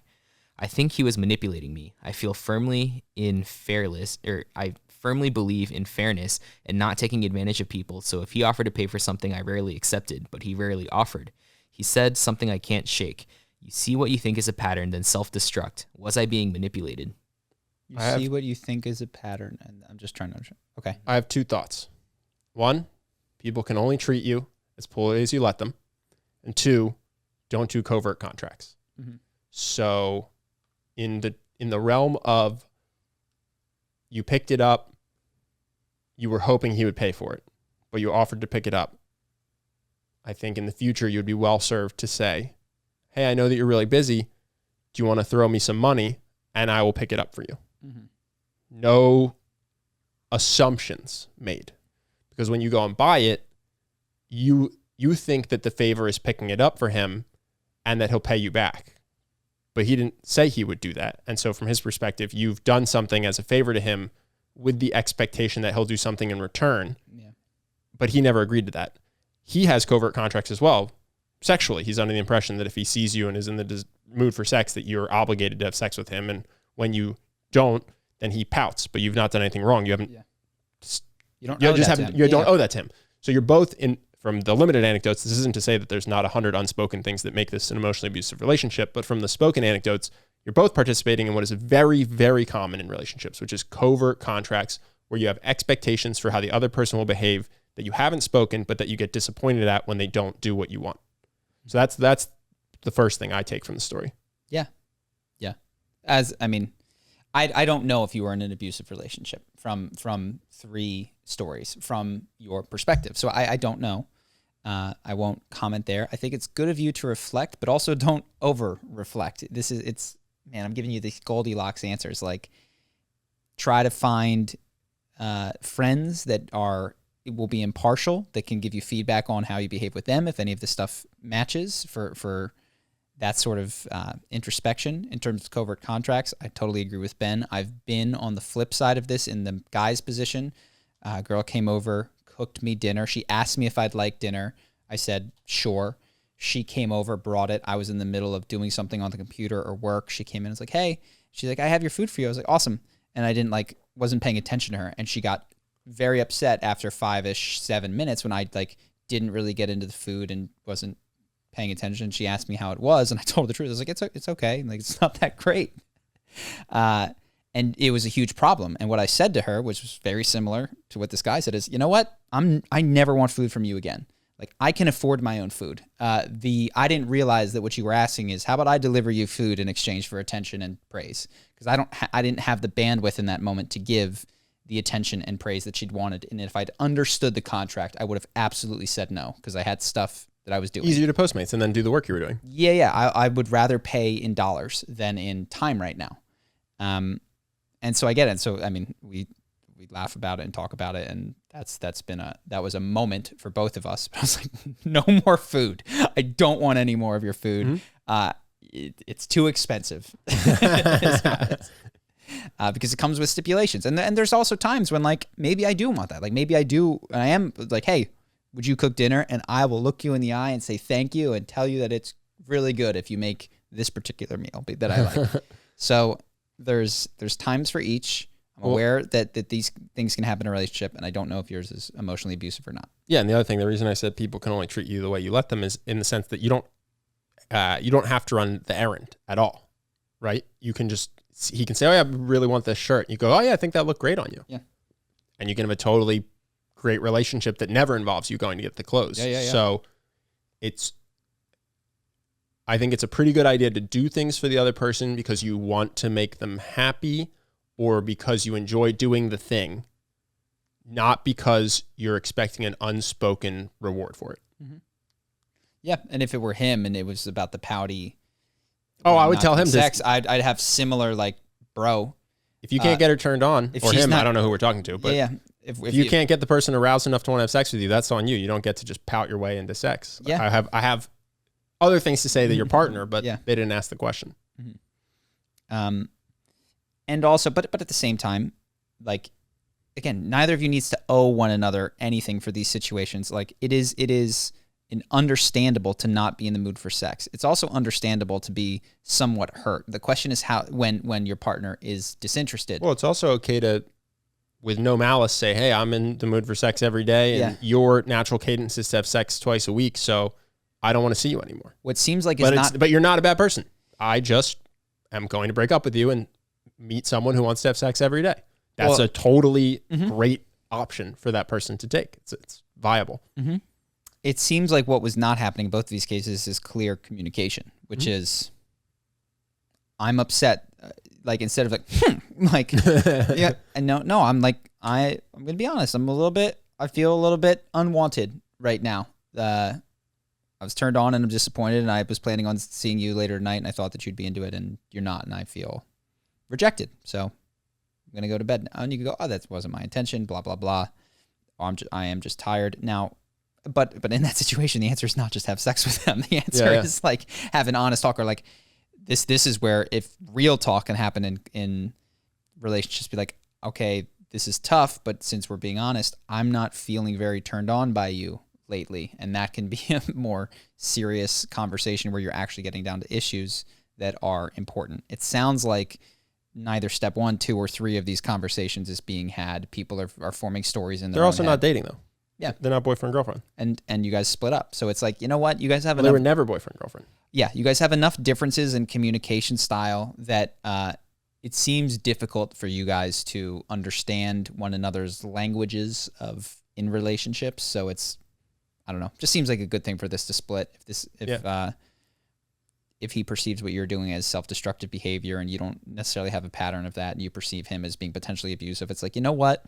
Without needing for Ben and I to decide who's the good guy and the bad guy, who's abusive and who's self-destructing, just don't do this anymore. No, it's a good relationship to split. And then the only thing I'd say is to carry, forgetting the lesson he gave you, the lesson I would tell you to carry into your next relationship is don't do things for someone else expecting them to give you something in return. So don't go buy gifts for people if you can't afford it, and you're doing it because you think that they ought to pay you back, but they have never asked you to. Like, only do that when they say, hey, I'm going to give you 50 pounds. We go buy me a 50-pound shirt. Or do it once, or extend yourself in a way that you're willing to get no return from. Like, there's, for instance, just don't be upset if the person doesn't do what you were hoping, even though they gave you no signal that they were going to. Yeah. What I wish had happened, for instance, with the dinner that was cooked for me, is that she'd come, cooked me the dinner, been disappointed in my reception, and then just later told me, like, I don't want to do that again.